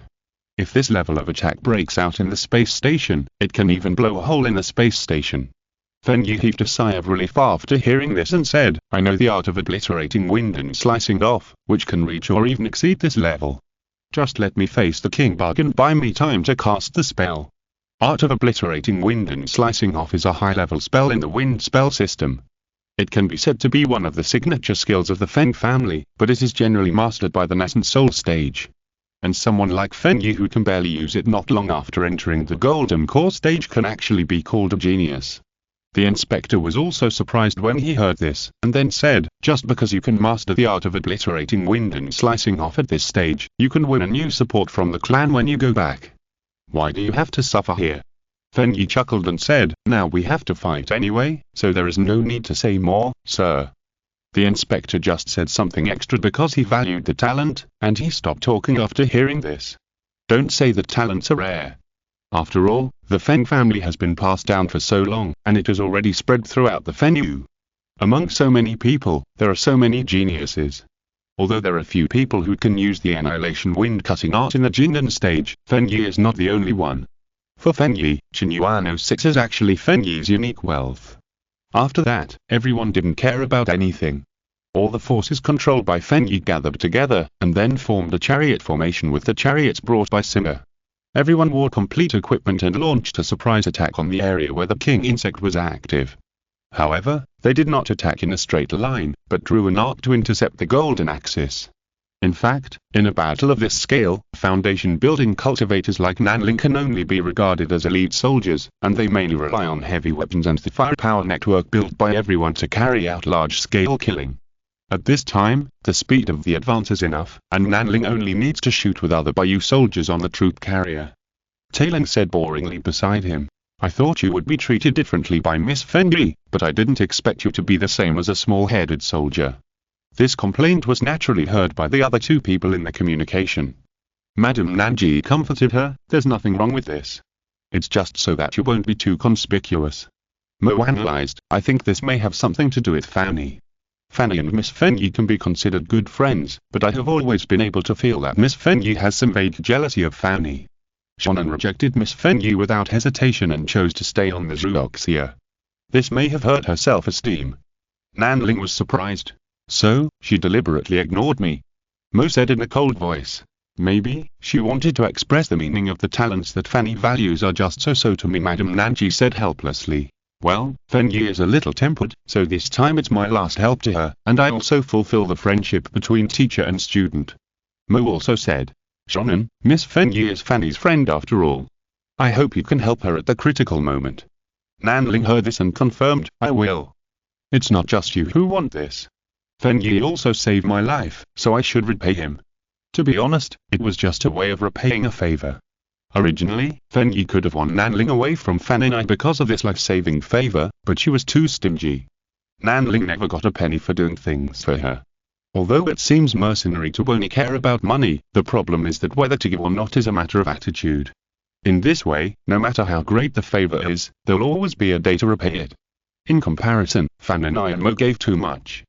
Nanling participated in the battle with peace of mind, doing his best to do his part, and collecting data on these nether locusts on the battlefield. To be honest, what made him feel a little incredible was that the abilities of these nether locusts seemed to be stronger. They were a little bigger in size, and their energy resistance was stronger.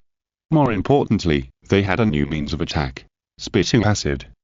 The head of the tail was raised high, and it spit acid at everyone. These acids are extremely corrosive, and most importantly, they are strong oxidizing catalysts.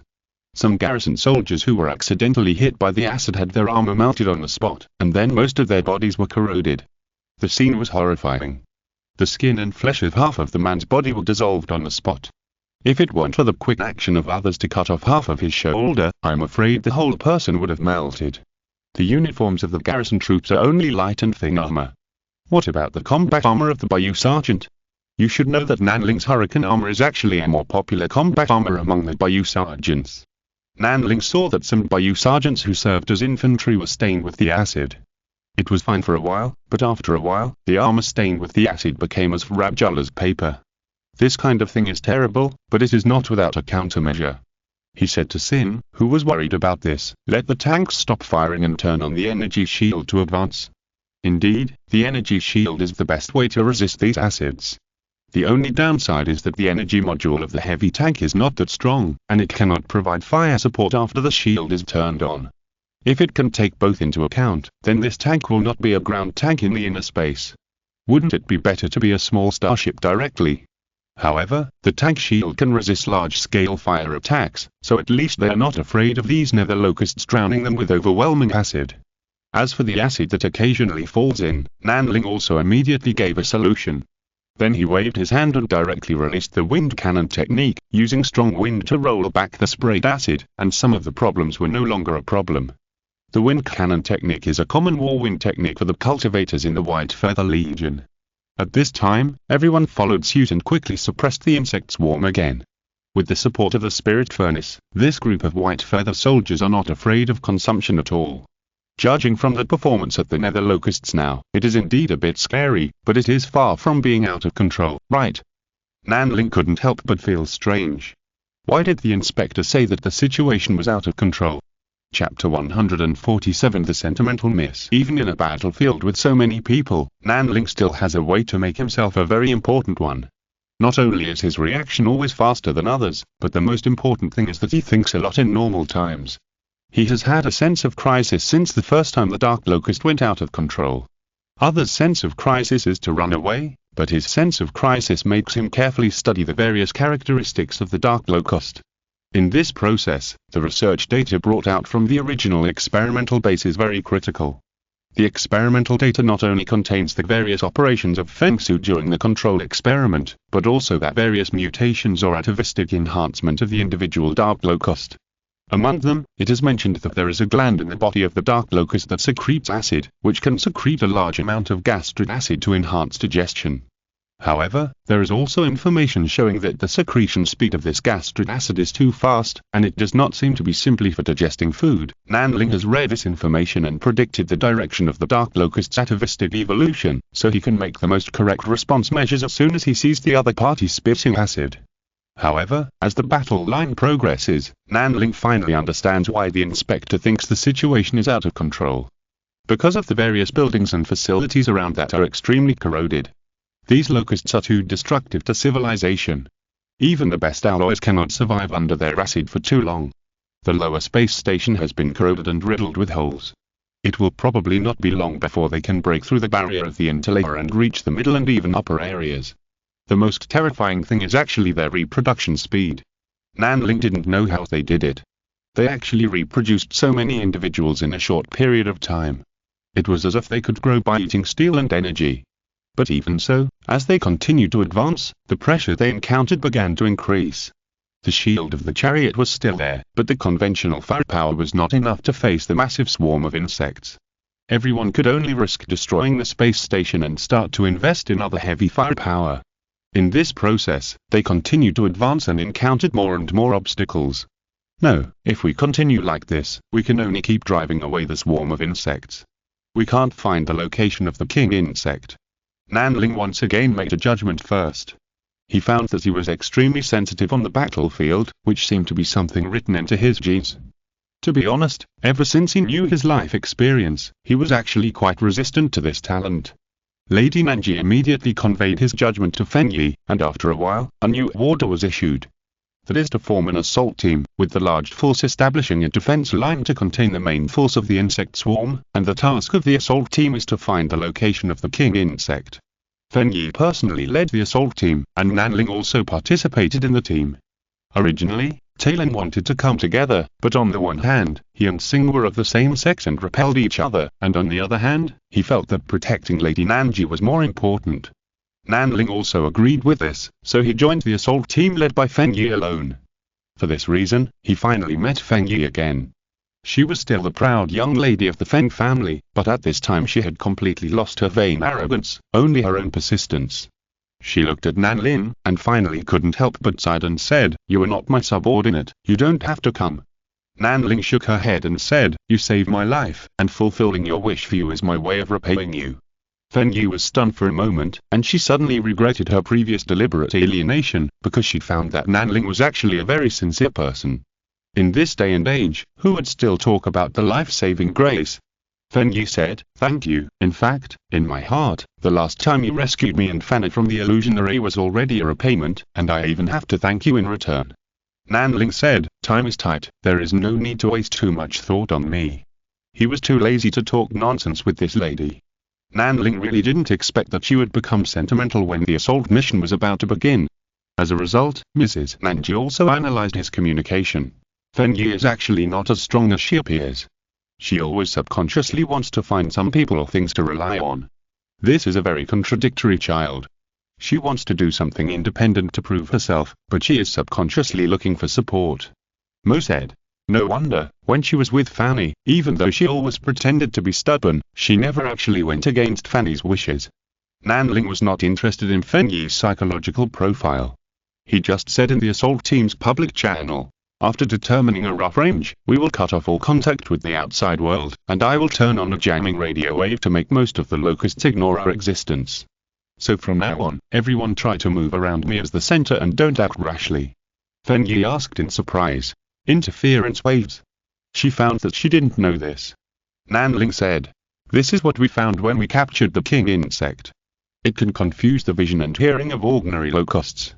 By the way, to be on the safe side, we should also use the refraction and breath-locking techniques I developed myself. This multi-pronged approach may allow us to shuttle directly among the insect swarm." Fengyi nodded and said, "If this is really possible, then if it succeeds this time, you will be the first to succeed. But in this case, the number of people in the assault team should not be too large. I only need 5 people. Sima, you don't need to assault on the battlefield this time. You stay here to help teacher Nanji stabilize the front line. I will take 3 more people with you." The candidates for the assault were quickly decided, but this time Singa did not obey Fengyi's orders. She still insisted on following her lady, just in case. For this reason, Nanling also helped to persuade her. Mainly because he felt that a reckless man like Singa was simply an excellent cannon fodder candidate when necessary. Fengyi also showed the weakness in her character at this time.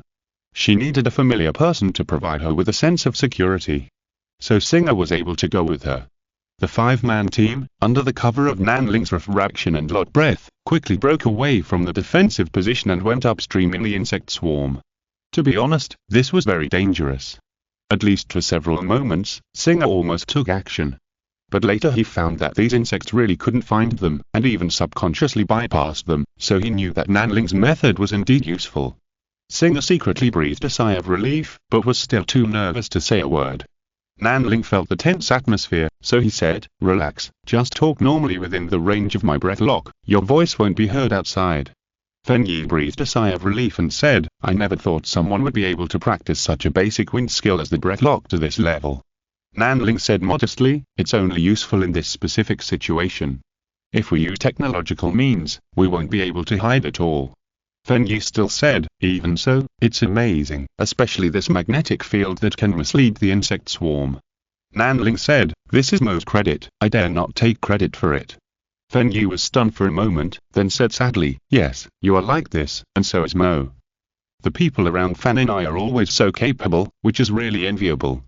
This was actually said at an inappropriate time. The followers beside her were silent, and no one knew what expressions they had. Nanling ignored Fengyi this time. This lady's emotions came at the wrong time. Although Fan and I was unreliable, her leadership power was randomly bursting. P.S. Today is Thursday. I wonder if I can get an extra 50 yuan in royalties if I update one more chapter. Chapter 148 The Big Trouble. Compared to the sentimental Miss Fen, Nanling was more pragmatic and focused on the task at hand. His head kept turning, his eyes scanning the battlefield. At this time, they could not turn on any detection equipment, so Nanling could only make a global judgment in this way. Of course, there was also gaseous perception as innate, and with his own eyes, he soon took in almost all the situations on the battlefield around him. He said, "It should be right to go in that direction." Although the surrounding insect swarms seem to come from all directions, in fact, if they are farther away, they all come from that sense of direction. Nanling pointed with his hand and went in the direction he had determined. Fengyi probably also remembered the reconnaissance wind technique he had learned, and hurriedly tried to cast a spell. The technique of distant mountain mist shadows. Another high-level wind technique. However, what Fengyi found incredible was that the moment she cast this wind technique, the spiritual power she released came into contact with the surrounding wind that was completely controlled by Nanling. Her spiritual power naturally tried to seize the control of the surrounding wind, but at this time Nanling's expression suddenly changed and reprimanded. "What are you doing? Don't disturb my control of the surrounding airflow." Sure enough, at this moment, the surrounding locusts seemed to have noticed something, stopped suddenly, and approached the crowd in confusion. Singer and the other two white feather soldiers became nervous, and they wanted to take action, but at this moment, Nanling suddenly gritted her teeth and strengthened her control over her spiritual power. The LV9 wind control technique took effect, crushing Fengyi's spiritual power all at once, and then covered everyone again. "Don't worry, they can't find us." Fengyi's face suddenly turned pale after the wind technique was crushed. But what made her feel even more incredible was Nanling's control over spiritual power and wind, which was beyond her imagination. This made her feel that she was completely deprived of the ability to cast spells when she stood next to Nanling. However, she soon discovered that Nanling was using clever strength. She still had the advantage in absolute strength. If she was not convinced and wanted to fight back, she would definitely be able to break Nanling's wind technique, but she had a hole in her brain to do that. Instead, she was scolded by Nanling for being a bit timid. Nanling saw that the person who was supposed to be in charge was unreliable, so he could only sigh tiredly and make his own decision. He said, "Captain Sin, please use your flying ability to quickly rush to the sky and exchange information with the defense line, and then fall naturally in silence. I will badge you with wind skills." Sin glanced at Fengyi, who had fallen silent. Seeing that she did not express anything, he nodded and jumped up to the sky in front. After leaving the range of Nanling's lock breath technique, he activated his flying ability and flew over the insect swarm and paused for a moment. It was at this moment that the insect swarm suddenly became excited and began to disturb rapidly. Then Nanling suddenly summoned a gust of wind to wrap up. The strong man suddenly realized and immediately closed his combat armor and let Nanling's wind drag him back. Strangely enough, when Nanling's wind wrapped him up, the swarm of insects could not find him again. Fengyi raised his head and said with bright eyes, "Compound spell, this is a very high skill to use." Singer came back and said, "Some synchronous information came from Lady Namji. Because of my appearance, the whole swarm of insects was disturbed." Nanling ignored Fengyi's bright eyes and said after a moment of silence, "This is the effect we want. Let's go." The king insect has begun to expose its position. Everyone realized that Nanling played a trick of startling the snake through Singer's active exposure. Fenyi regained some wisdom at this time. She took a deep breath and said, "I know, let's go." Nanling led the way, and everyone continued to touch the depths of the swarm quietly. On the way, they also found some strange scenes. That is, a large number of hell locusts fell to the ground, and the main head at the bottom and the auxiliary head at the top were constantly twitching and struggling, as if something extraordinary was happening inside their bodies. Suddenly, the two heads of a hell locust fell down, and then there were bulges in the middle of the body that kept turning under the skin of the body, and finally a gap appeared, and then a small hell locust drilled out. Then more and more hell locust larvae drilled out along with the sticky liquid. They began to quickly devour the flesh and blood of the mother, and then they grew rapidly. Is this how they reproduce? Singer couldn't help asking. Nanling frowned and said, "This is not the same as what I know." Fenyi also said, when they were in the breeding base before, they produce larvae normally, and the larvae would not directly devour the mother when they were born. Nanling said, "This shows that they have evolved again, and even their way of survival has changed." As soon as he finished speaking, more and more large hell locusts died, and then small hell locusts were born. These newborn small hell locusts will choose to devour their mothers to obtain the first nutrients that lay the foundation for life. This characteristic makes them look extremely brutal. But that's not all. Suddenly, a dying locust changed. In the middle of its body, a crack appeared as it struggled. Then the crack quickly expanded, and the locust's body was torn into two. The broken tail subhead struggled and twisted on the ground for a while, and below it was a breeding nest that had fallen off. The larvae inside kept crawling out and then devoured it alive. But the main head below had a stronger body, and in turn devoured those larvae.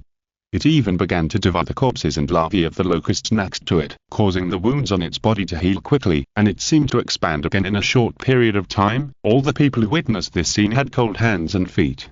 This barbaric scene showed one thing. The locust was completing its evolution in this way. The single-headed locust, this might be a brand new species among the locusts. Their evolution is too fast. I don't know what this single-headed locust that is rapidly devouring its own kind will eventually become. Looking at the abyss's huge mouth constantly devouring its own kind, Nanling even had the urge to get rid of it first. But then he found that this was unnecessary, because with the appearance of the first locust, there were single-headed individuals of the same kind appearing one after another. They were also devouring their own kind, but they did not devour each other. And as they devoured, their size was also growing rapidly, and their fangs and claws gradually grew and their size became larger and larger. This was a killing weapon at first glance. "Let's go, let's move faster, we can't delay any longer." Fenyi also realized the urgency of time and hurried forward. After all, she was not a fool. Even if she reacted slowly, she could find that target that Nanling was heading for at this time. It was an abandoned industrial area in the lower area, where various tall buildings were very dense and surprisingly well preserved. It has learned from the last lesson and believes that such complex terrain and multiple obstacles can help it withstand the impact of high-energy explosions. Nanling analyzed in a heavy voice. It has learned and summarized too quickly. This is no longer the kind of nether locust that we humans faced in the past. No one responded, because everyone present felt ashamed of this. Even if it was not their doing, the appearance of this king insect that completely unlocked the shackles of genes was undoubtedly the fault of the people of the winged region. Chapter 149. The King Bug's Mental Attack. There are many buildings in the complex industrial zone. The swarm of insects did not destroy these buildings, but used them as shelters to hide in them. Of course, these can be used as shelters for the swarm of insects, and can also be used as shelters for everyone. They sneaked in quietly without being discovered by the swarm of insects until they came to a small square and saw the king insect in it. Nanling took a look from a distance, and it was hard to imagine that the little white pig-like thing back then had now expanded to the state in front of him. That was a huge pile of meat. It should be said that the breeding nest of this king insect had expanded dozens of times, making it look like its body had expanded along with it. But in fact, the main body of the king insect has grown a little, but overall it is still the same as what Nanling saw back then, somewhat similar to the appearance of a human teenager. Well, in fact, I always feel that it looks familiar. The weird thing is that the huge breeding nest connected to its tail, which stores countless insect eggs, is laying eggs one after another. The nether locust can reproduce itself, and the king insect can also continuously lay eggs to create nether locusts. The breeding ability of this race is really terrible. What made Nanling's scalp tingle was that some of these eggs had already hatched, and many of the new locusts that hatched had wings. They were also evolving here, and they were evolving in the self-adjustment of the king insect. It must be said that these wind locusts now looked very similar to the locusts that Nanling had seen in the Galaxy Past series. However, when everyone was looking at the king insect seemed to realize something and suddenly raised its head to look at everyone. The compound eyes were cold and cruel, and there was no cute and flattering look when it fell into Fanny's hands. Then a huge mental pressure came over, making the 5 people present dizzy. Nanling's head was dizzy, and even the mental power tried to control his body. Then 2 forces in his body were activated at the same time, and he easily escaped from this mental attack.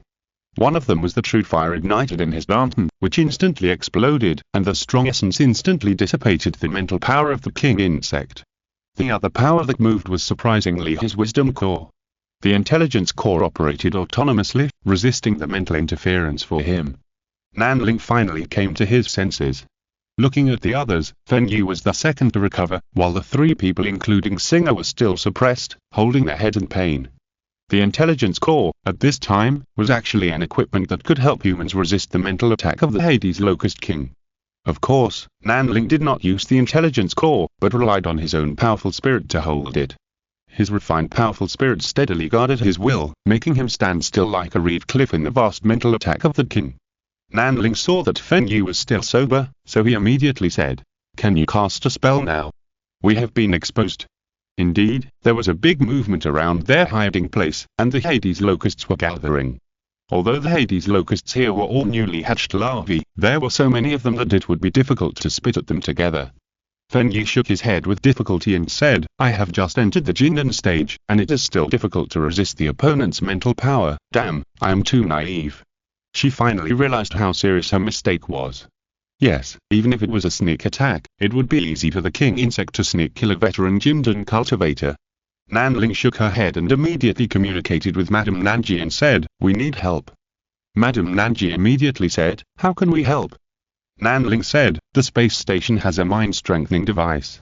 Use it to help us resist the mental attack of the king insect, otherwise we can't do anything."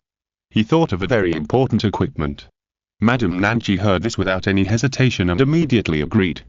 Fenyi also heard this, but she hesitated and said, "I'm afraid this won't work. Teacher Nanji doesn't have the authority to use that device, and I don't even have the qualifications before I officially become the garrison officer of the space station."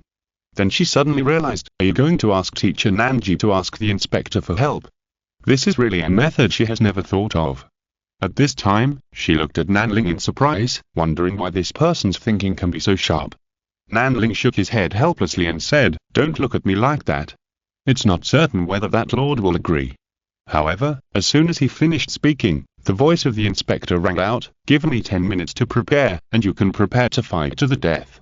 Hearing this, Nanling immediately kicked the 3 people who were holding their heads in distress to the side, and then pulled out his spirit spear from behind, swished the tip of the spear through the air, and then suddenly pierced through the body of a juvenile locust. It was a card-flight juvenile locust. Although it had wings, it could only run on the ground because it had not yet grown up. Nanling pierced through its main head with one spear and quickly pulled it out. The undeveloped secondary head had no reaction ability, and it could only collapse to the ground helplessly. Fenyi also came back to his senses at this time, and also pulled out a very gorgeous and elegant spear. The spear technique was performed like a graceful dance, attacking the juvenile locusts that surrounded him. Her routines were very good, but then she unexpectedly discovered that her killing efficiency against the nether locusts was not even as high as Nanling's. Obviously, Nanling was only using an ordinary spiritual weapon, the Collapse Storm, and his spear technique was only the Wind Pact released by the Feng family, but he only used 3 or 2 simple moves in the Wind Pact to connect, showing a higher killing efficiency than her.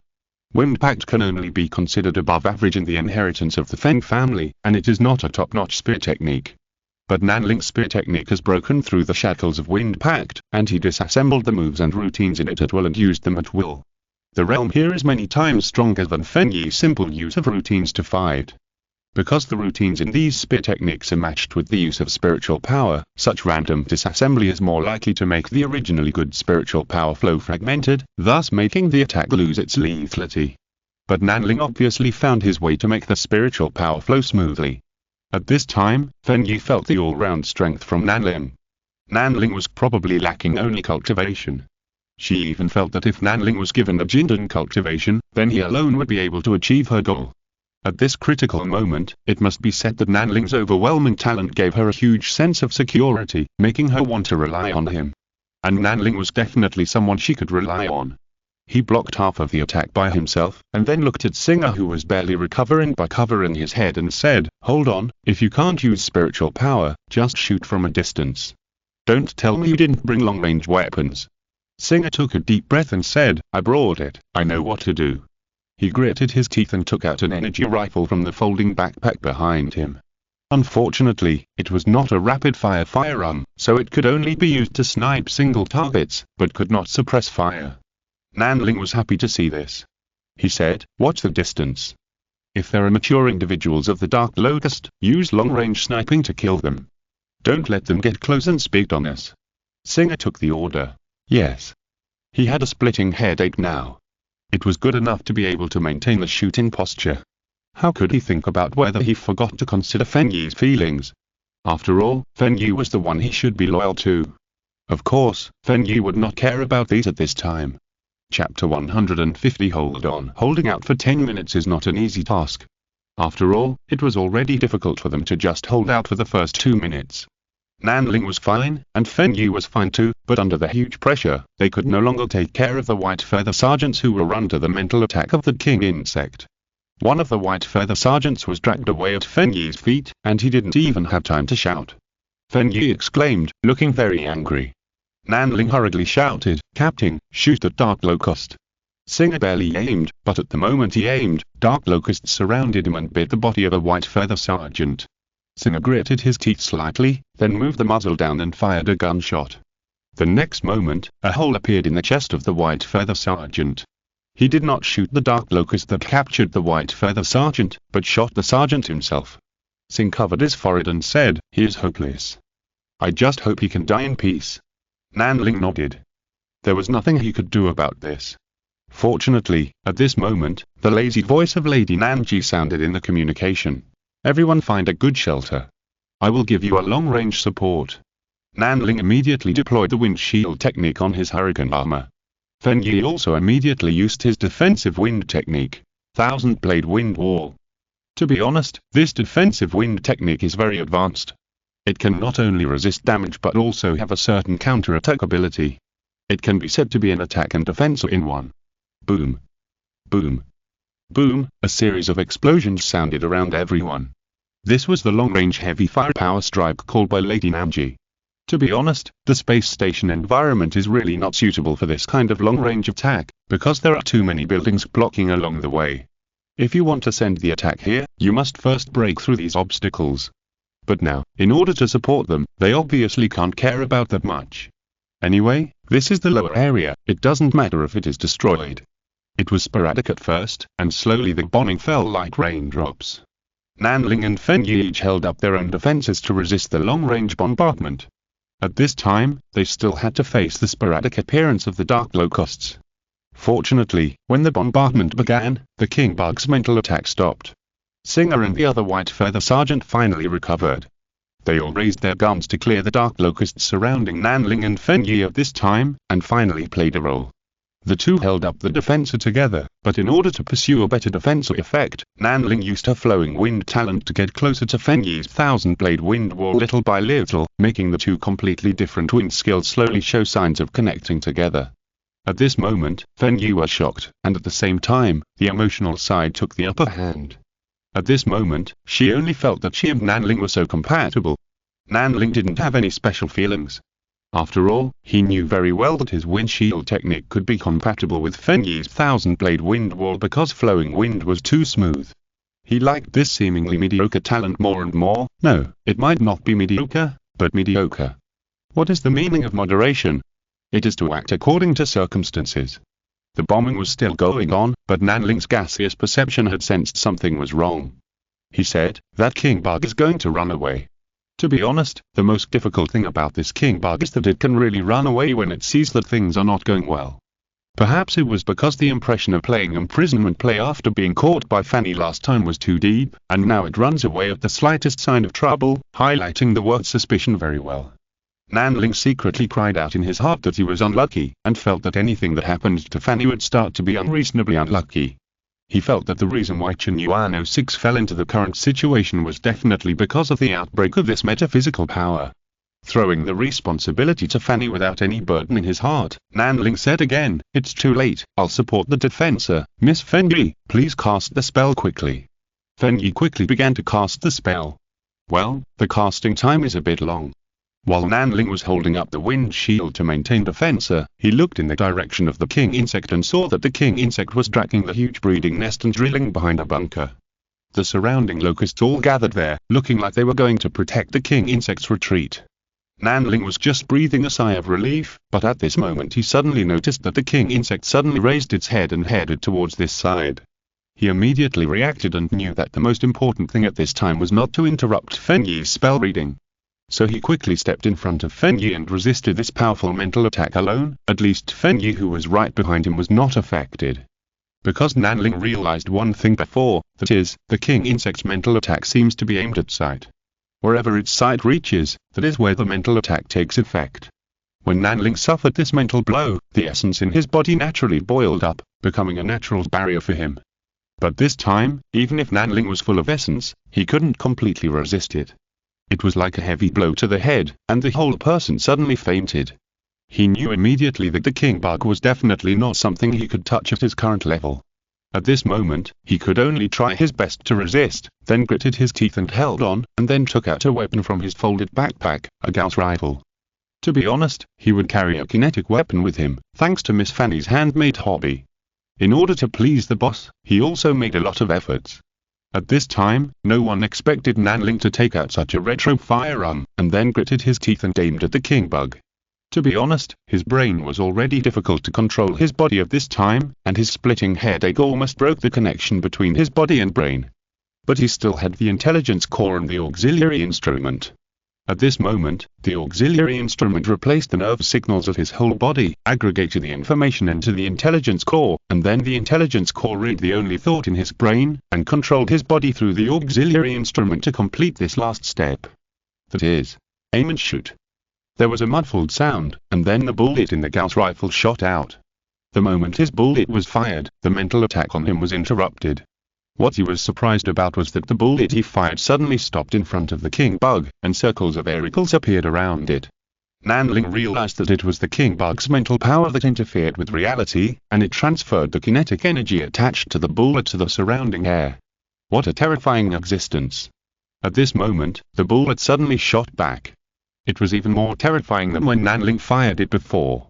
Nanling reacted very quickly, and his instinctive refraction technique appeared in front of him at the first moment. But what followed was the king bug's mental attack again.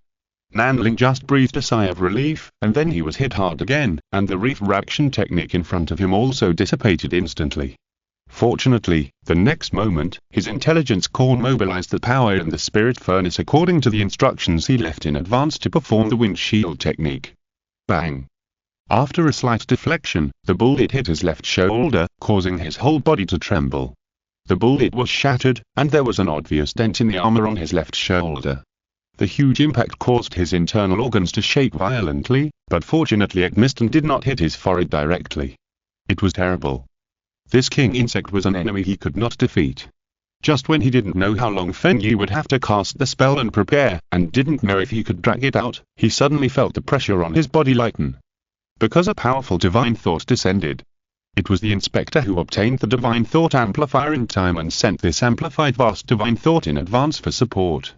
Nanling collapsed to the ground at the time, and finally survived. End of this chapter. Thank you very much for reaching the end. Don't forget to like. Looking for more exclusive content and immediate access? Subscribe to our Patreon. Remember, every like, subscription, or donation encourages us to continue. Thanks to everyone, see you in the next video.